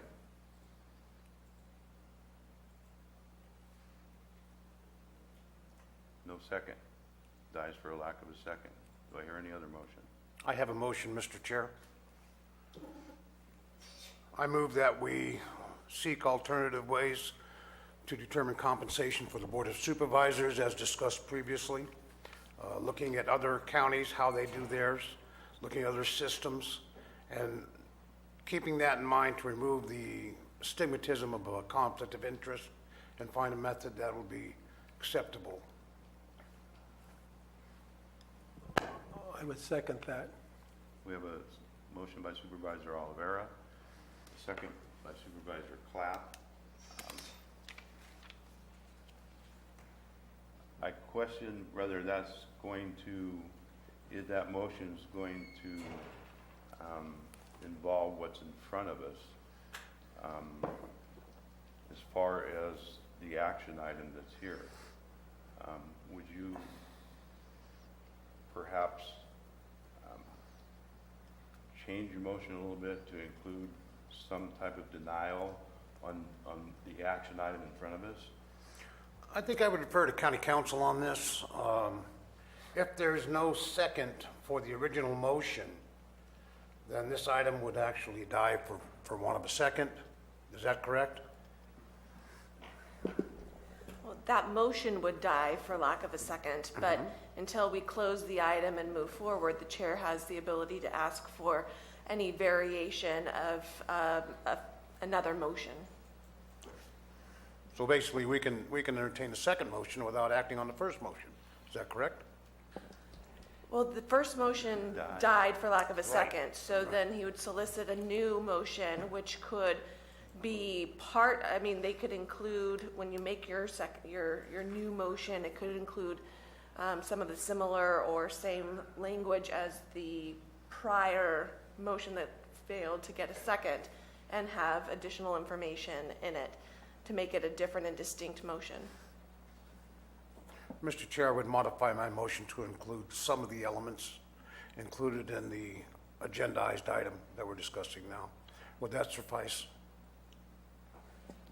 What I think that the chair is looking for, Supervisor Oliveira, is considering it appears that none of the board members, or it doesn't appear that approval of introduction of this ordinance or waiver of the reading of the requirements for this ordinance to move it forward is present, to dispatch what is before the board through a denial of the recommendation and substituting an alternative motion such as the motion would be denial of the item that is before us, however, directing staff to bring forward a study session identifying alternative methods for compensation, evaluating other sources such as tying it to the judicial system and or other options available, such as reaching out to the grand jury for an assessment of the board member salaries, something along those lines. Okay. Now, so I understand correctly. The actual negative on this original motion will not kill this issue, but we can bring it back. That is correct? It would essentially kill the item in front of you, but it would be directing staff to bring more information back for future discussion. I want to make sure that's perfectly clear to all board members. Absolutely. And my motion, I would modify my motion to reflect that. There is one question I need to ask, just for clarity. This will not affect any agreement or any action on the SEIU on our employees. This is solely with the Board of Supervisors, correct? Correct, this item was strictly for the Board of Supervisors. Okay. My motion stands as modified, Mr. Chair. Do I have a second? Still have a Okay, second? my second, okay. Stan, we have a motion and a second. All in favor? Aye. Opposed? Passes 5-0. Thank you. Thank you, Ms. Hawkins. Moving on to item number 6, this is planning. Item number 6, planning, conduct a public hearing and adopt a resolution upholding the Planning Commission's denial of the appeal of the Planning Director's denial of commercial medical cannabis registration 2016-540 for Adam Ray, and uphold the Planning Commission's denial of the appeal of the Planning Director's determination that the registrant had cannabis canopy in excess of what is permitted on APN number 020-027-176. Okay, before we go forward, I need to open the public hearing. So, public hearing is officially open. And we will go to staff's presentation. We'll go as follows. We'll start with staff presentation and any board questions of staff. We will then have a presentation by the appellant. We will have presentations by members of the public, and that'll be limited to 5 minutes per person. A summation and a rebuttal by appellant. That's 15 minutes. Staff summation and rebuttal. A rebuttal by members of the public. Then board questions. We'll close the hearing and bring it back for board discussion. Thank you, Mr. Chair. Peter Maurer, Planning Director. With me today is Miguel Contreras from the Planning Department staff and Ethan Turner from County Council. Miguel will make the presentation. Good morning to the board. This is Miguel. Here to present 2016-540, which is a denial of a cannabis appeal. Real quick context, this cultivation area is located at 19075 East Rainbow Road. The background to this is that on August 15 of 2017, the appellant Adam Ray came to the planning department's counter inquiring about addressing one of his cultivation areas. Upon review of aerial imagery, planning staff noticed that the cultivation area, actually the cultivation site had 2 cultivation areas. As you can see on the PowerPoint above, on the top, on the northern part of the parcel, there is a 22,000 square foot cultivation area. And halfway south of that pond is another 22,000 square foot cultivation area. When planning staff asked the appellant why there were 2 cultivation areas on one parcel, the appellant explained that the northern cultivation area belongs to the parcel above the subject parcel. However, when planning staff looked at the plot plan that was submitted with the registration, staff noted that the cultivation area that is south of the pond was not depicted on the original plot plan submitted. The only reference to cultivation was on the northern part of the parcel. Comparing the plot plan with aerial imagery, highlighted in blue is the cultivation area that was applied for and registered. Highlighted in yellow is a pond for reference, and highlighted in purple in the aerial image is the southern cultivation area. As you can see on the plot plan, it is not depicted. It's not depicted, so it shouldn't be there. After this conversation, the appellant and myself met with the planning director to see how this will be resolved. The planning director found that the appellant was in excess of the cultivation canopy that he applied for. Under the provisions of the urgency ordinance 17.95.165.j, states that if you're in excess of canopy, you have 24 hours to abate and destroy said excess canopy after being directed to do so by a county official. In this case, on August 15th, 2017, the planning director instructed the appellant to abate 22,000 square feet of excess cultivation. The appellant did not abate this cultivation. He, in fact, appealed the planning director's decision. On August 28th, the appellant submitted an appeal, appealing the planning director's determination. He explained to county staff or planning staff that he had not yet abated the cultivation area because he was waiting to do a survey to know for a fact where the property lines were and if in fact that northern cultivation area was on the correct parcel or not. On September 21st, 2017, the planning department denied the whole project altogether for violating 17.95.165.J of the urgency ordinance for failing to abate within the 24 hours given by the planning director. If you look at the screen, here are some just a quick history of the parcel. As you can see, starting on the left, that's June 9th of 2016. Those are the southern parcel is the subject parcel. The northern parcel is the parcel the appellant claims that the northern cultivation area belonged to.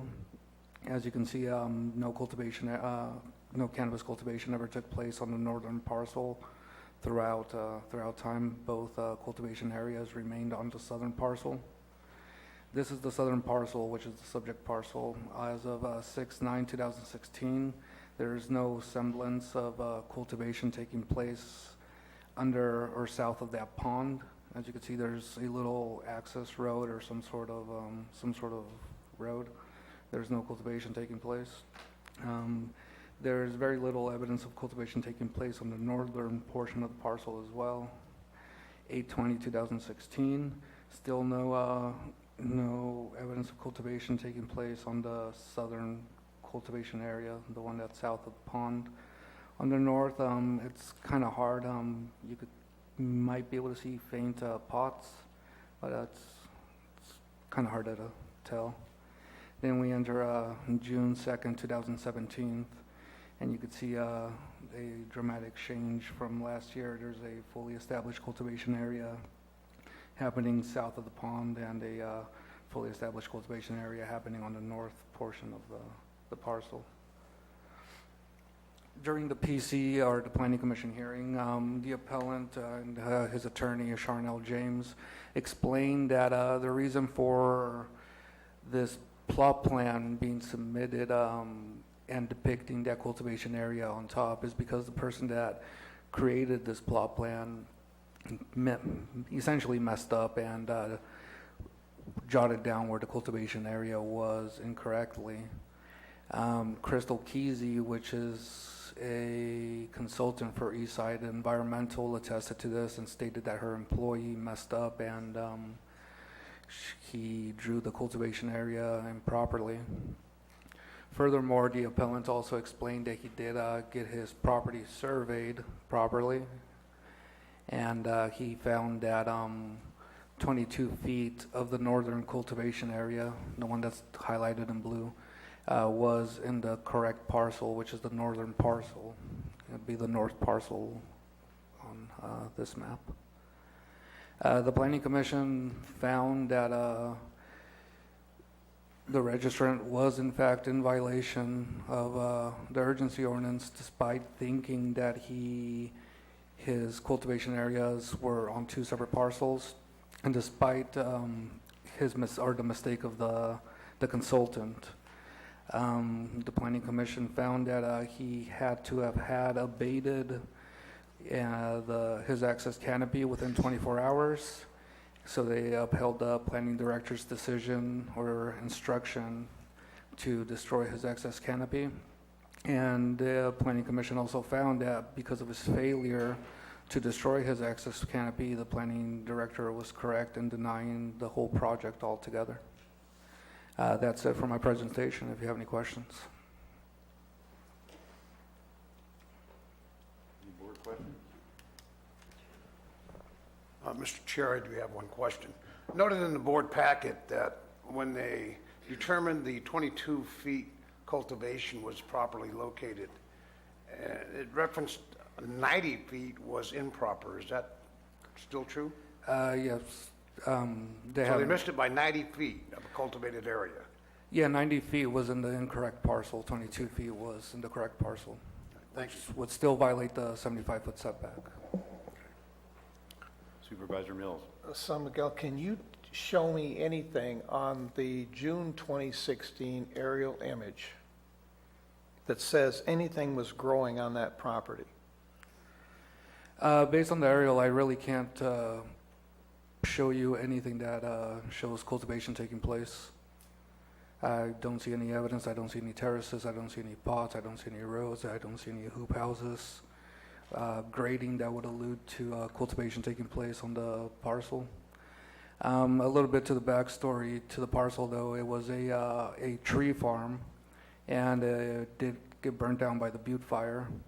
So I believe that the appellant felt that no more work was needed outside of removing burnt trees to count as cultivation or commencement for cultivation, preparation for cultivation. I believe Ms. Charnel James, the attorney, would be able to speak to this more.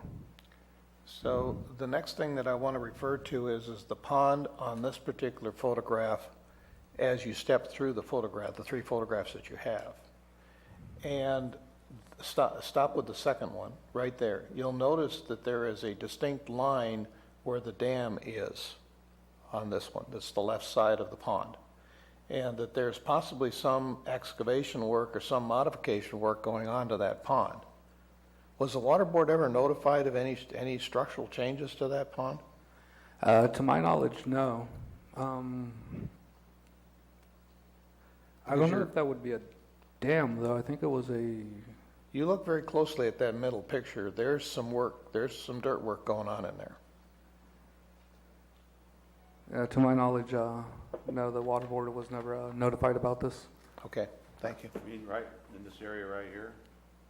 Yeah, and then to the right, into the pond itself, that there's a lot of, looks like grading activity internally in the pond. So if you look at how much is going on inside the pond here versus the previous picture, which had a lot of vegetation around it in the first picture, you're seeing the vegetation has been removed in the second picture. Yeah, well, there's no, see, that looks like a dam that's been installed, enlarged right there. Yeah. If, Mr. Chair, if I might. Sure. I don't think that dam is germane to the point we're trying to make, and we should also remember this is the height of a massive drought. Lots of ponds are dry.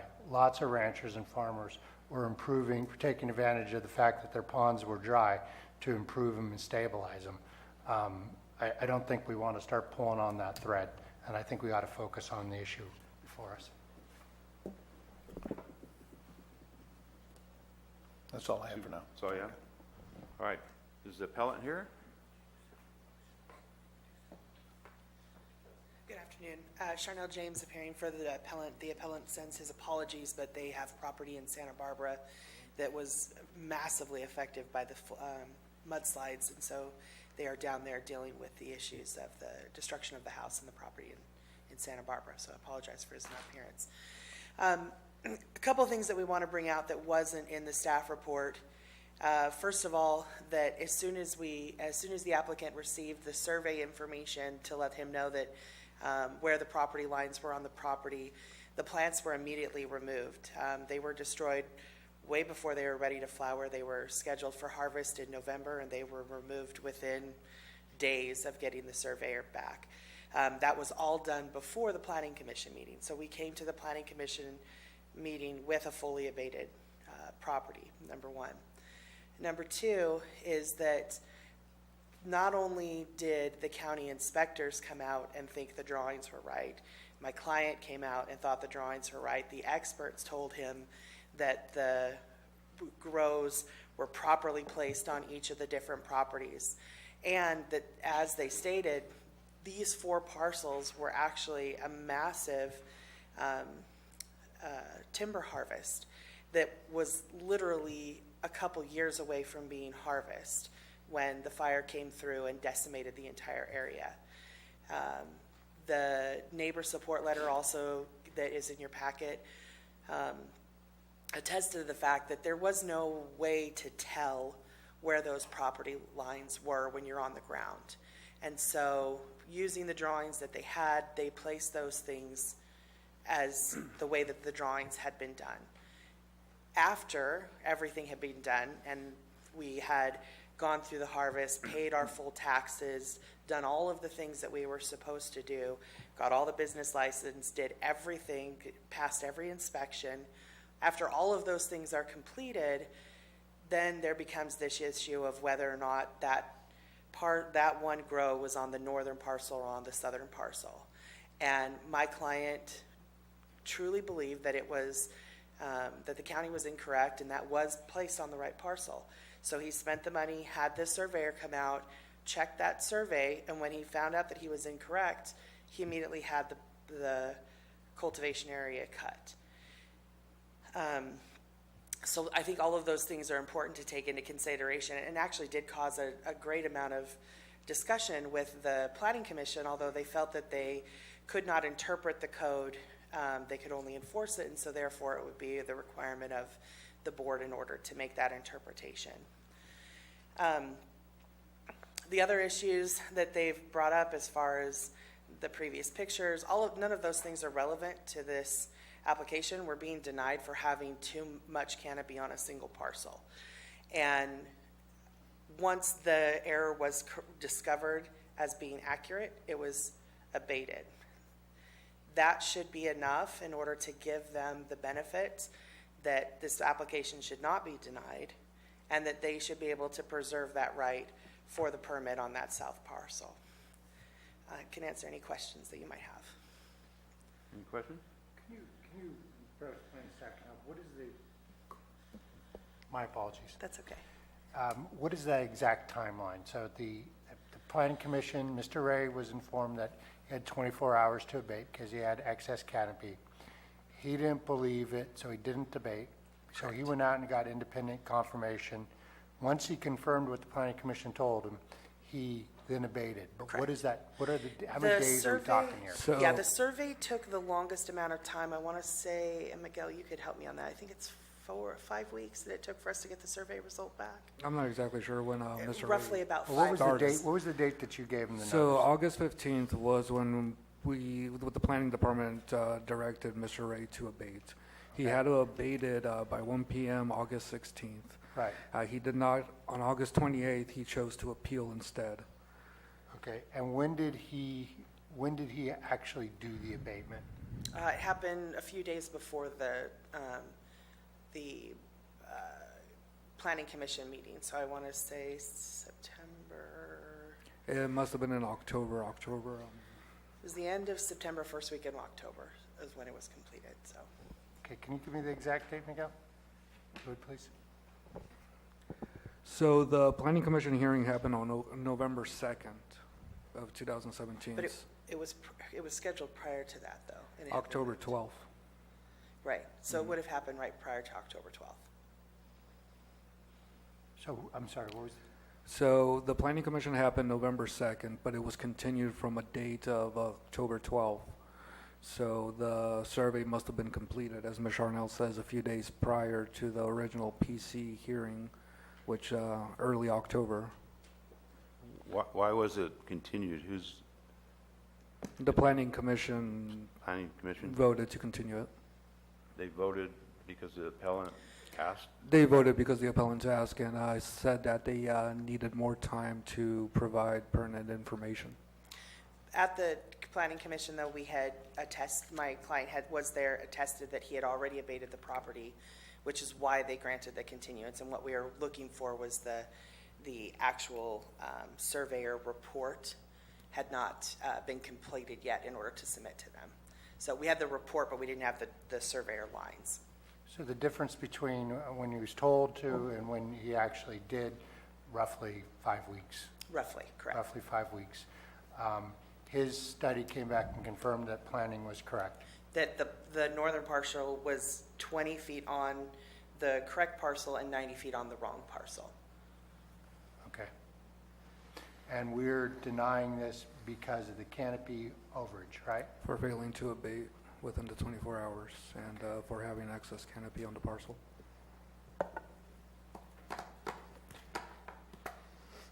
Thank you. Supervisor Olivera, your light's on.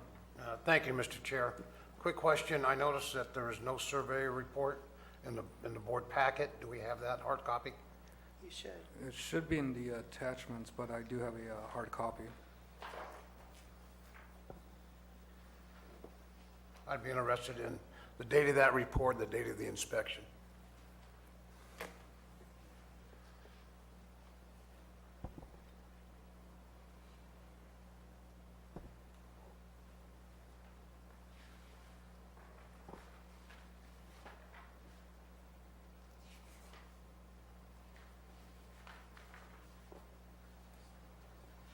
There should be an email with the map lines that has both of that in them. I know in your staff packet, I remember seeing the timeline that my client created as well, which should be in there, although I don't know that the abatement is on that list. We were talking about other issues on there.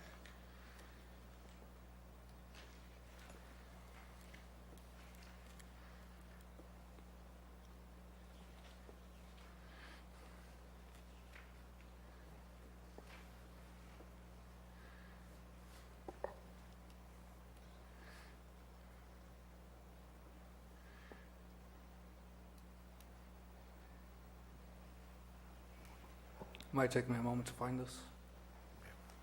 All right. Supervisor Mills, you have a question? Yes, thank you for Supervisor Garamendi for the timeline thing, because I think that's part of this discussion. We talk about abating the area, the site. Did we then have to submit any proof of destruction and how the area was, what was disposed of or anything like that? Or do we simply, how did we show that? Well, that's an Was there excellent photographic evidence? Is there anything that was submitted? I don't know if, I think we submitted photographs by email. My client would have done that directly. I do know that the plants were cut and neutralized, and then probably they were put into the ground for mulching is what I'm assuming, but I don't know that for sure. Yeah, I've got no photographic evidence to support the actual. Right, that would be with the staff. That would not be. That would have been between testimony of both my client and the Planning Commission and what he provided directly to them. Okay, thank you. There were a number of things that we provided to staff that were not in the staff report for you guys. Mr. Chair, just, Yes. I should do this. The client, Mr. Ray, is known to me, and his family is known to me. We have not discussed this case nor anything to do with it. Therefore, I feel I have no obligation to recuse myself. Thank you.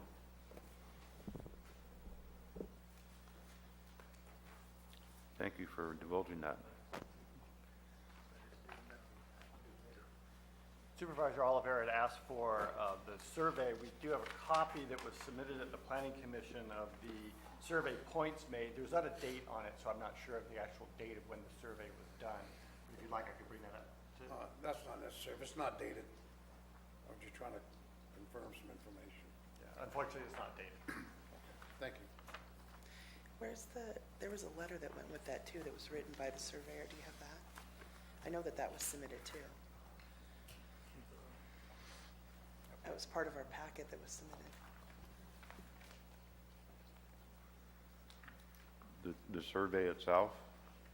The points survey, and there was also a letter from The surveyor's letter. from the surveyor that talked about the dates that he went out there, and it was signed by him under penalty of perjury.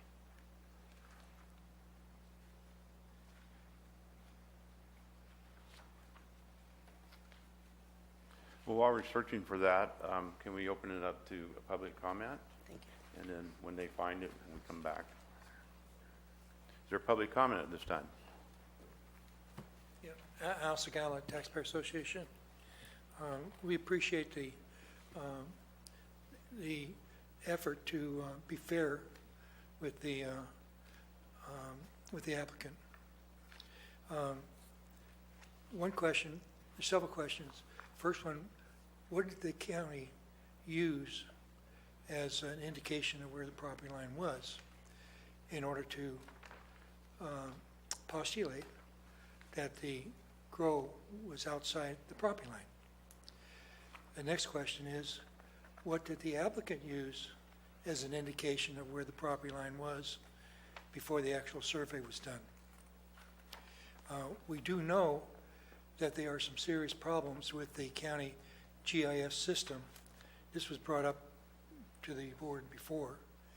And do these problems with the GIS system contribute to the errors that were found in this case? Thank you. Any other public? Hi, Cliff Edson. I don't know any of the appellants or anybody in this case, but I do know that our survey lines in this county are just really messed up. About 4 years ago, I had an issue down in Burson just because somebody wanted to put up a garage. And they spent months and months and months trying to figure out where their property line was just so that they can have a 5-foot setback. And because a lot of the survey points in this county were done by trees and rocks back in the 1800s. And that's what we've not been able to correct since then. So, so there's a lot of issues when it comes to finding the correct survey points. Sounds to me like the property owner bought his property, knows his property, and in between two of his properties, and you know, just needed that survey to be able to recognize what was already probably given to them on their deed. So it's a consideration that one of the things I seen that we had flaws with the urgency ordinance was the fact that it was pretty hard to come up with a solid survey point, and even the surveyors have problems with it. I know that for a fact. So thank you.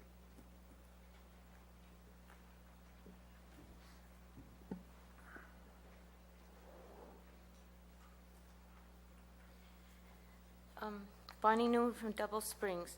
On the 4 Planning Commission agenda items, I notice on the first 2, they're talking about commercial medical cannabis registration. And on the second 2, they're talking about commercial cannabis registration. What's the difference between the medical and the non-medical? Is it canopy size or is it number of plants? And I'm also wondering about the disposal of the cannabis, the abatement of illegal grows, or in this case, overplanting or something that they did. I would like to suggest that some efforts be made to find out what can be done with cannabis. Are there labs that can process it so that we can develop the medicine that's needed for the people that can use the different types of cannabis? And has any effort been made to find out, rather than using the sheriff's department and code compliance to abate these properties, if there's any other remedy that can be found to not waste it? Thank you. Any other public comments? Okay, seeing none, we'll close that portion of it. Were we able to locate the information on the letter that the surveyor submitted? We do not have a letter from the surveyor. The only thing that we received, I recall, from the Planning Commission hearing was the copy of the survey itself that is undated. There is a number of, there's a packet of information that was submitted by the appellant at the Planning Commission hearing, but it did not include a letter from the surveyor. It included letters from the Eastside Environmental that discussed their prior mapping work and the error that was made in putting the cultivation site in the wrong location, but there is no letter that we can find in the file, and we looked at it pretty thoroughly trying to find it from the packet that was submitted at the Planning Commission. Supervisor Oliveira? Mr. Chair, so if I understand this correctly, there is some documentation contained in the file that indicates that the survey could be in fact accurate as to the incorrectness of the county's records? Well, I'd like to address that issue. Mr. Segala made a comment that there are serious problems with our GIS system. You know, the GIS lines, the parcel lines are approximations. It's not a survey. In some cases, they're fairly accurate. In some cases, they're off by some, by a bit. But if you look at this map here, you can see the northern cultivation site that's pretty much on, might even be going over the property line. The survey showed that it was 22 feet over the property line. So this may be off by 10 or 20 feet at the most. And it was certainly 90 feet if it was on the parcel line. So it wasn't like there was such a huge error in the survey that it colored the decision that we made. Another comment from the public was that, you know, the old surveys are difficult to track down. I think Cliff said they were messed up. And it's true. There are a lot of old surveys that you cannot trace those survey lines because the markers that were put in place were trees or, you know, stakes that are long gone. But it's the applicant's responsibility to know where his property line, if he's going to be putting improvements on the property. You know, if you build a house, you're going to find out where your property line is before you start constructing the house to know you meet the setback requirements. Don't just guess at it. In this case, the lines were relatively accurate. The decision that we made to identify that both cultivation sites were on the same parcel was correct, and he did not abate in a timely manner as required by the ordinance. And so it was properly denied. The Planning Commission made the proper finding that there were 2 cultivation sites on the one parcel, and that by failure to abating it when it was first notified was in violation of the ordinance, and therefore properly denied the full registration application. Okay, before we go any further, we're getting a little bit ahead of ourselves, so. Maybe, I'm sorry. Does the appellant have a summation that they'd like to present? Okay. First of all, I want to address 2 of the comments that Mr. Mayor made. First of all, as far as having a responsibility of knowing where the property lines are, the applicant acted in his best knowledge, given what his property looked like after the fire. And that there is no higher standard. There's nothing more than any of the rest of you would have done. And he had stated that if he'd built a house and had crossed the property line where it's you own both properties, the remedy for that would have been to come in and file and obtain a lot line adjustment and be able to adjust the lot lines, and they would have been given the time to do that. They wouldn't have been ordered to tear down the house. The second component of it is your ordinance and the urgency ordinance allowed a procedure which included an appeal process. So my client wasn't being disrespectful to the county or the ordinance. After all, he paid taxes for all 4 of those cultivation in full, without delay and when it was due.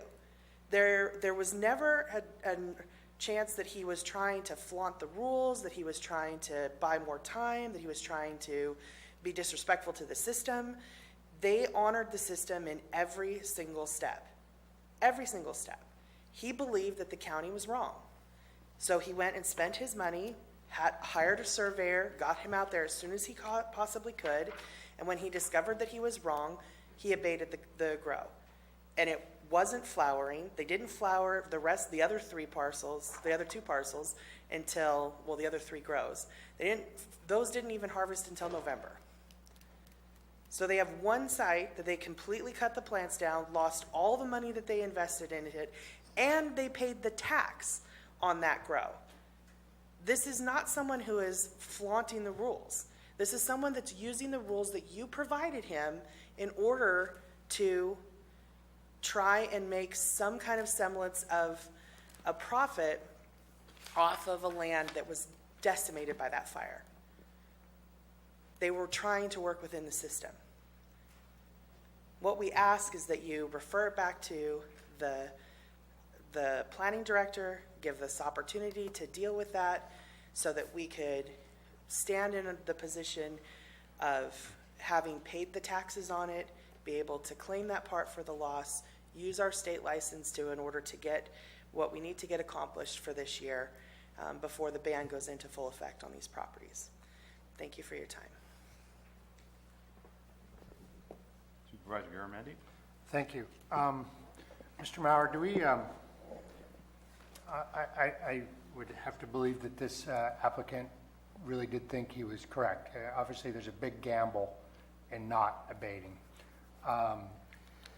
If we have by our own admission said that the survey boundaries that we use for the GIS are not entirely accurate. If we were wrong and he abated the product, would we reimburse him for his loss? I'm not sure I know the answer to that question. I doubt it. He would probably have to sue us, I would imagine, to get it. I don't want to speculate on that, but there's no provision in the code for reimbursement. Right. So if you've got several $100,000 of products, and you know by our own admission that the lines that are drawn on our maps are not accurate, before you threw out several $100,000 of product, you would want to verify that you were in the wrong. As Ronald Reagan used to say, you want to trust but verify. That would be a prudent business maneuver, I would imagine, since we're probably not going to pay you back if we go, oops, we were in the wrong, we were wrong. And on our GIS website, we clearly state that these are not legal lines. It seems to me we've got somebody here who is familiar enough with the county to know that we're not perfect, knows that there is no remedy, so he wanted to verify what he was doing, they were doing. And when he found out that, in fact, the county was correct, he took appropriate steps. Would that be a reasonable interpretation? So I don't see much malice here. I see somebody made a major mistake, no two ways about it. Well, I suppose you could make that finding. When we relied on the GIS for determination, we compared it with other things around it, the site plan itself. In some cases, you can look at the GIS and realize it's off and off by quite a bit. In other cases, you think, well, this is a close approximation of where the property line is. And we were talking about a 75-foot setback and a 22,000 square foot cultivation area. We can typically tell whether those lines are accurate enough to make a determination of this nature, as opposed to, gee, is it, 10 feet off the setback, for example. Well, I know this piece of the planet pretty well. It's a deep, steep canyon, and I remember the first time I drove up there after Butte Fire on Whiskey Slide Road, heading over to Jesus Marine. It got lost. A road I've driven my entire life because all the landmarks were missing. And so if you're looking at the aerial imagery of, on our GIS, those trees, those rocks, everything has changed. I would imagine it's very easy to be disoriented as to looking at the GIS map, looking at your property you've owned for a very long time, and being disoriented. So I think that, I could see that easily happening anywhere because the whole landscape had changed. So it doesn't surprise me that lines could be misinterpreted. The other issue was that, the site plan that was submitted didn't show the southern cultivation area at all. And that was one that was actually out of compliance, because the northern grow, although crossing the property line, was approximately where they had shown on their site plan, the one circled in blue.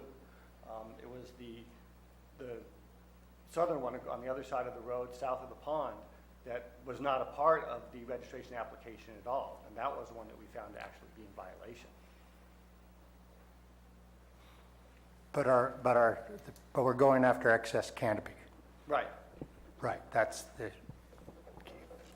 If I may, Peter indicated this, but so the problem wasn't just that the survey was wrong, which he then corrected, is that there was an additional grow site not depicted on the plot plan that came into existence in 2017. So there's a full acre of grow sites rather than just a half acre of grow site in two spots on one parcel. So it's not just a lot line problem, there's two grow sites. Ma'am, hold on. This is staff presentation right now. I'm just waiting my turn. so do we deny on the basis of 2 grow sites or excess canopy? Well, we denied it based on excess canopy. Right. But the excess canopy was the fact that there were 2 grow sites on the site, and one of which wasn't depicted at all on the site plan. Supervisor Mills, your light's on. Yeah, I'm going to refer to Ms. James' letter. It's on packet page 84, talking about permits for 2027, 174, and 176, I believe, are the two. What parcel number is it we're looking at right here? That parcel, it's going to be 020-027-176. 176. So where's 174? I believe that's the parcel north of it. That's to the north. So that means 175 and 77 are the ones to the west, or to the left of your photo. East, To actually. the right of the photo. I'm sorry, it's twisted around. The other left. Okay, that's all right. Thank you. That's all the question you have? Ma'am, I'll give you just 2 minutes to make your statement. Just the point that I wanted to point out is what Mr. Turner brought up is if you look at the 2 drawings that were submitted for the 2 different parcels, you will see that all 4 parcels were indicated to have a grow on each of the 4 parcels that connected those 4 corners, first of all. And second of all, when you look at the drawings between the 2 that are in question, it is easy to see where they would have been confused. As Chairman Garamendi said, this area is great valleys and hills, and so when you're there on the ground, it is easy to get confused between which hillside, which area is in the 2 of them. And I think that it would have been beneficial to the board had staff provided the drawings for both to see that this wasn't something that was depicted an extra grow on this parcel. It was intended to have a grow on the north parcel and a grow on the south parcel. So this wasn't an intentional, as they're depicting it, to be an intentional choice to flaunt the law. They thought they were putting a grow on the north parcel and a grow on the south parcel according to the drawings that they had created for them. That's all I'd like to point out. Okay, I will open it up for any other public comments this time. See no other public comments. Any other board questions? Supervisor Oliveira. Thank you, Mr. Chair. Just one quick housekeeping question.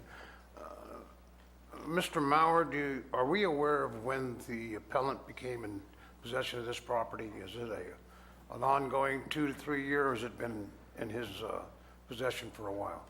To my knowledge, to what the appellant has stated, is that it's been in his family for generations. Okay.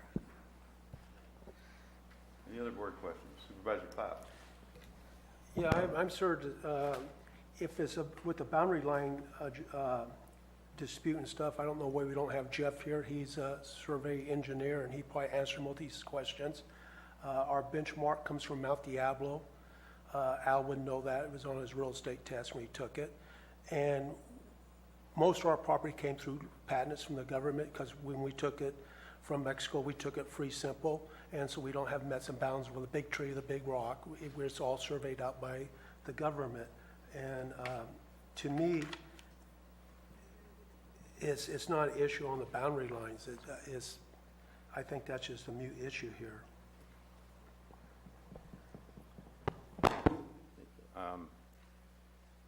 If I could clarify, Mr. Clapp, what did you say about the not using trees and rocks and witness trees? That those don't exist in this county? I'm not sure what you were getting at.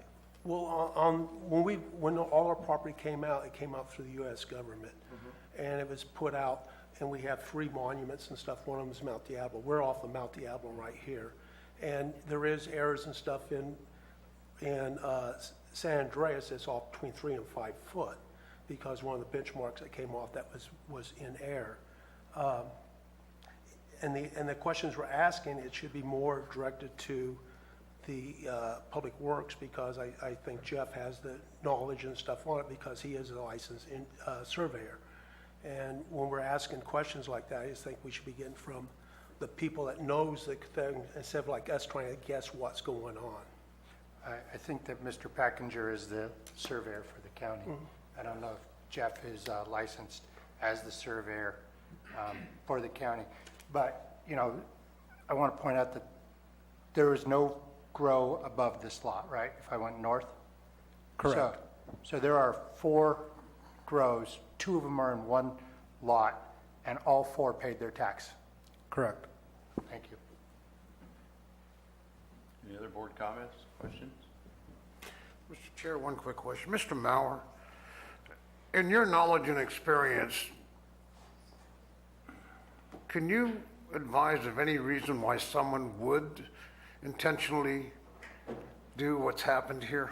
I mean, is there any benefit to it if all 4 grows were applied for and just happen to be in the wrong spot on their own land?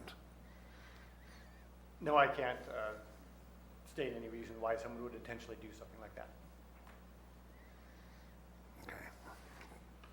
So if this occurred, it would be, you would categorize it as possibly being an honest mistake made on misinformation? Well, it was a mistake. You know, a mistake that was multiplied a couple times by the inaccurate site plan that was submitted, not knowing where exactly the property line was, and then cultivating an area that wasn't identified as being, you know, part of the application. Thank you, sir. Thank you. Supervisor Yaramendi, your lights on? Supervisor Clapp, your lights on? No? All right, I'm going to close the public hearing at this time, and we're going to bring it back to the board for any comments or discussion. Supervisor Mills? I hadn't even hit the button yet. That's all right, thank you. Having been around property in my own family in this area for generations, that is a key statement. You know where your property is. You even know where sub-pieces of a property is. If you don't, your grandparents do, somebody does. And I think the key point is that when you found out that you were in the wrong spot, to follow the urgency ordinance that says you need to immediately take care of this. If you felt that you paid the additional fee for a parcel that you weren't growing on in error, then that's another discussion. But we have 2 sites on this one parcel. There's no question about it. And based upon that and the background of these parcels, I have had personal conversations with people down at GIS as well, and I have to concur with Mr. Supervisor Clapp in that 3 to 5 feet is about the average for a variance on a lot of these lines. So that being said, I would have preferred that this person had taken the immediate action to destroy, dispose, and solve the problem rather than go through the series of delays that started back in August, and it's now February heading into March. So I think there's a responsibility on the part of the property owner to follow the requests that have been made of them and do so in a timely manner, and to not to delay it out. Supervisor Garamendi. I would agree with Supervisor Mills that we generally do know our property lines on our external property lines. Where you've got property with a lot of internal lines and amalgamated, it's a little more questionable. And I certainly would be, if Miguel sat across the counter from me and said, you've got it on the wrong place, in the middle of a property you've owned for generations, I'd want to verify that before I threw away several $100,000. Now, once it was verified, it seems like we've got someone who said, yep, you're right, I made a mistake, we verified it, and I'm fixing it. And I think that the positive intent is through the taxes. Clearly, there was a mistake on the paperwork. No two ways about that. But we're not denying them for that. We're denying them based upon excess canopy. So I think we ought to be specific to why we denied. I'm going to chime in here a little bit. I understand what Supervisor Mills is saying. I understand what Supervisor Garamendi is saying, which to me makes all the more importance when you brought up $700,000 crop, a couple $700,000 crops, or whatever they came out. Yeah, I thought you said 700,000. Several hundred thousand. Excuse me, several hundred thousand. If I was going to do that, what's up there, and I was going to go into this business, and there was a disaster, and there was confusion on where property lines were, I would have first done the survey to make sure where those property lines are. Whether I could try and understand where they were, or remember where they were, or thought where they were, if all the benchmarks I've known for all these years were burned away and gone. Before I invested the money, before I did any of that, I would have took the survey and made sure when I sent in my application that the lot lines were correct and the grows were staked out in the proper areas that I was asking for a permit for. And that's where I have a problem. That wasn't done. It was kind of sort of, yeah, I think this is it. Yeah, okay, this looks good to me. It ended up being wrong. They took a shot at it. They tried. But because of the circumstances of what happened, because of everything being destroyed and burned away, it turned out that they should have done a survey prior to making their cultivation sites. Unfortunately, they ended up with 2 grows on one site, and it ended up with excess canopy on it, which was part of, which is the problem as to why it's being denied. So those are my thoughts on it. Any other? If not, I'm open for a motion. Either way. I would move we approve the denial based upon the recommendations of staff and also on the decision of the Planning Commission and their review. Do I have a second? I'll second that. I have a motion and a second. Call for a vote. All in favor? Aye. Aye. Opposed? No. Passes 3-2. Before we go into the next item, item number 7, I'm going to take a break, about a 10-minute break here. Madam Clerk. Item number 7, planning. Conduct a public hearing and adopt a resolution upholding the Planning Commission's denial of the appeal of the Planning Director's denial of commercial medical cannabis registration 2016-629 for Stuart Alberts on APN 021-021-005. Is the appellant present? You are. Okay. Hang on. I just introduce myself. Sure. I'm Rick Frimmer, and I'm attorney for Cali Farms Patient Collective. And I'd like the record to reflect that the application is not that of Stuart Alberts. It's of Cali Farms Patient Collective. That was the applicant. Thank you, sir. Mr. Chair, I'd like to acknowledge that I know the appellant, Mr. Frimmer. We have not discussed this topic nor any things related to this, so I do not feel I am obliged to recuse myself, but I wanted to disclose that. Thank you. Supervisor Clapp? Chair, I'll be recusing myself on this. The Alberts and my family goes back for several decades, and so I would be recusing myself on this.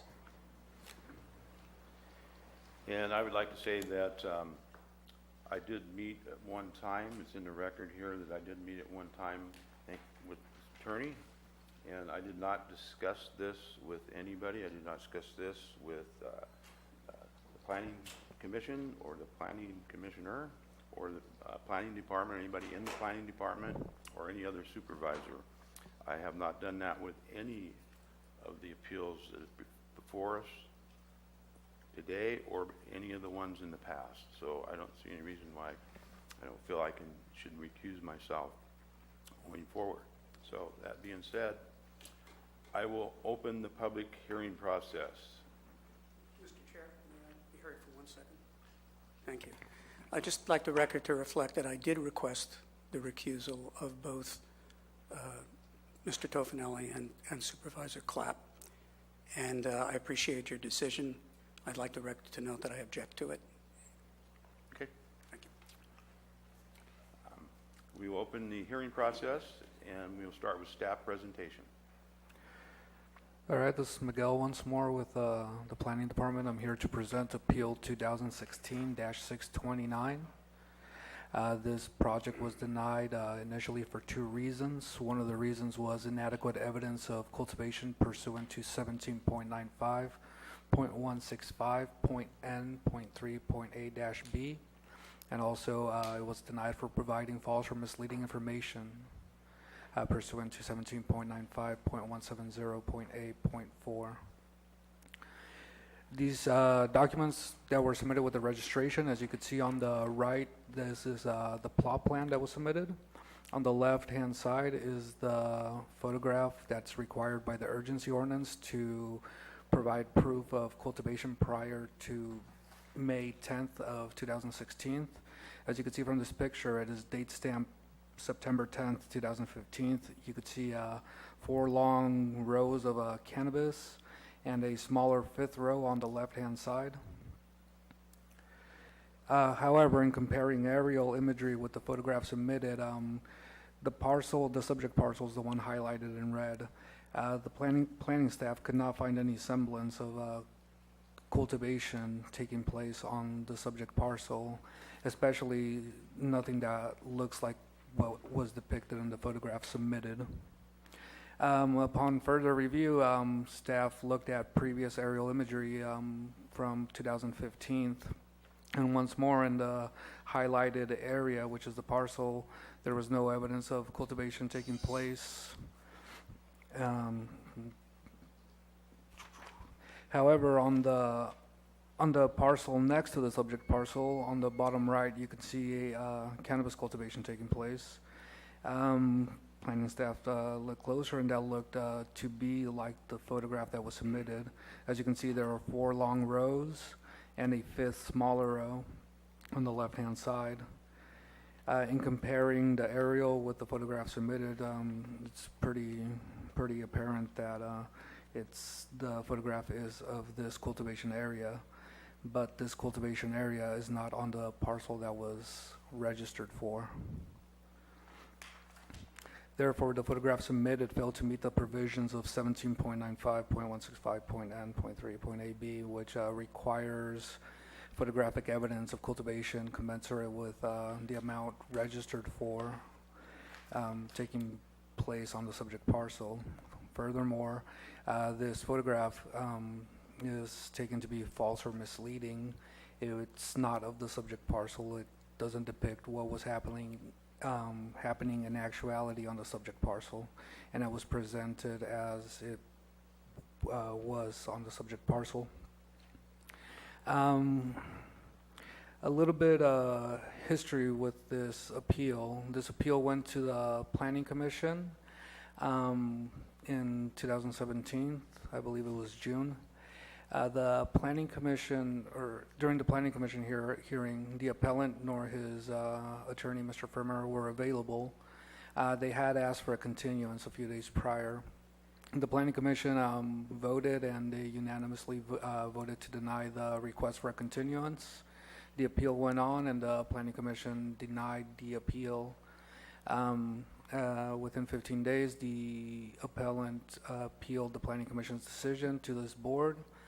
This board had a hearing, and this board found that because the appellant nor his attorney were present during the planning commission, they were not able to provide information that was pertinent to this appeal. And also, this board couldn't consider any new information that Mr. Firmer was bringing in because of our code or policy. Therefore, this board remanded this hearing back to, or this appeal back to the planning commission. During that time, Mr. Firmer submitted some evidence of cultivation taking place. He submitted this photograph. It is date stamped May 8th, 2016. You can't see the date stamp in this picture, but he has submitted other photographs that show that date stamp. As you can see, there is somebody erecting a hoop house, as they're known. However, aerial imagery from May 31st, 2016 still does not show any this hoop house being erected on the subject parcel. Furthermore, during the last PC hearing, the remanded one, Mr. Firmer withdrew the argument, withdrew this argument and withdrew the photograph of the hoop house being erected as proof of cultivation. Another thing that happened between the hearings, during the remand hearing, planning staff noted that there was a area on the subject parcel that had been graded around August of 2016. At that point, aerial imagery couldn't really confirm what was taking place on that graded area, if it was for a house, if it was for a barn, or if it was for cultivation. However, during the time between the first Planning Commission hearing and the Board of Supervisors hearing, aerial imagery was updated, and it revealed that the area that was graded beyond May 10th was for the purposes of cultivation, which is a violation of the urgency ordinance, specifically 17.95.165.n.7, which prohibits grading for the purposes of cultivation beyond May 10th of 2016. In a brief that Mr. Firmer submitted, he submitted this photograph, or this aerial, and he modified it and added some information. On the top right, it says areas where dirt scraped by Larson. Mr. Firmer's indicating that, I believe Mr. Firmer's indicating that that squared red area is a 10,000 square foot area that was scraped for the purposes of cultivation before May 10th. He shows that there's a total fence area of 43,000 square feet, and that essentially what he's trying to show is that grading had commenced or prior to May 10th. However, aerial imagery from May 31st, 2016 does not show this. There's no grading that has taken place for the purposes of cultivation as of May 31st, 2016. As you can see, once more, there's no cultivation taking place. If you look,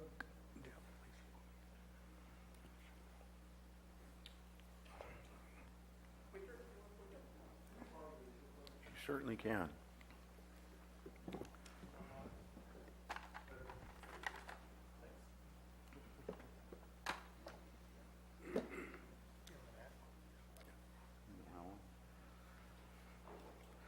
if you look at this area right here, this is where cultivation eventually took place. As of May 31st, there's no evidence of cultivation taking place. This looks as if somebody has driven onto the parcel, flipped around a few times, driven out. This isn't grading, certainly not commensurate with the amount applied for. If we look at aerial imagery from June 26 of 2017, we could see where the cultivation area ultimately took place. However, if you compare it with aerial imagery from May 31st, there was nothing there. So this image is just zoomed in into this area. As you can see, this isn't scraping, this isn't preparation for cultivation. If anything, it looks like somebody has driven in there, took a look around, backed up a few times, or what have you. But certainly not cultivation. And once more, this is May 31st, 2016. And June 26, 2017, we could see a fully graded area, established cultivation, and it's obvious that this grading happened beyond the May 10th, 2016 deadline, and that was the reason for the subsequent denial. And Mr. Firmer many times has claimed that this area right here was scraped for cultivation. I believe in one of his aerial images that he submitted, he claims that that's around 10,000 square feet of cultivation area prep work. However, just basing it on the aerial imagery measuring tool, this area looks to be around 2,500 square feet, certainly not 10,000 square feet.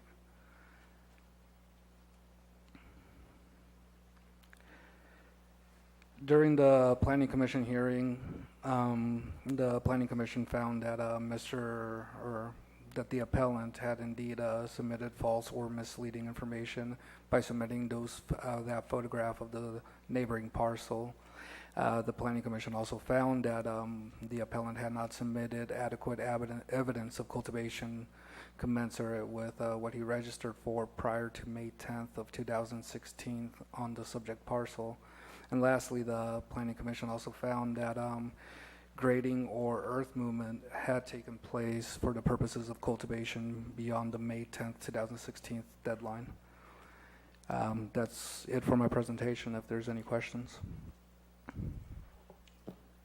Any board questions? Supervisor Mills. Thank you. The question that I have is, in the packet, is there any proof that a grading permit was issued on this particular APN? No, a grading permit was never issued for this parcel. This parcel. I've confirmed it with Public Works. Thank you, Miguel. Okay. Appellant, you're up. Your presentation. Board Chair. Yes. Just for purposes of the record, because Mr. Firmer did object to you not recusing yourself, for purposes of the record, I would just ask that you also have staff indicate whether there was any discussions about this project application with any of the board members prior to their decision of the appeal, and whether there was any discussion with any of the board members between the denial and bringing the appeals to this body. Mr. Maurer? Peter Maurer, Planning Director. I've had no discussion with any board member regarding this specific application or the appeals outside of these appeal hearings. Thank you.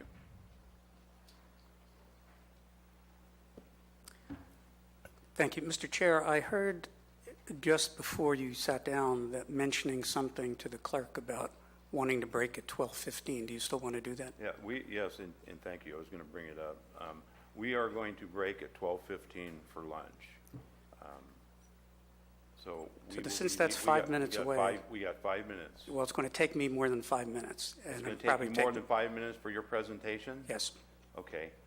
Why don't we break for lunch now, and we will come back at 1:30. Excellent. Okay. Thank you.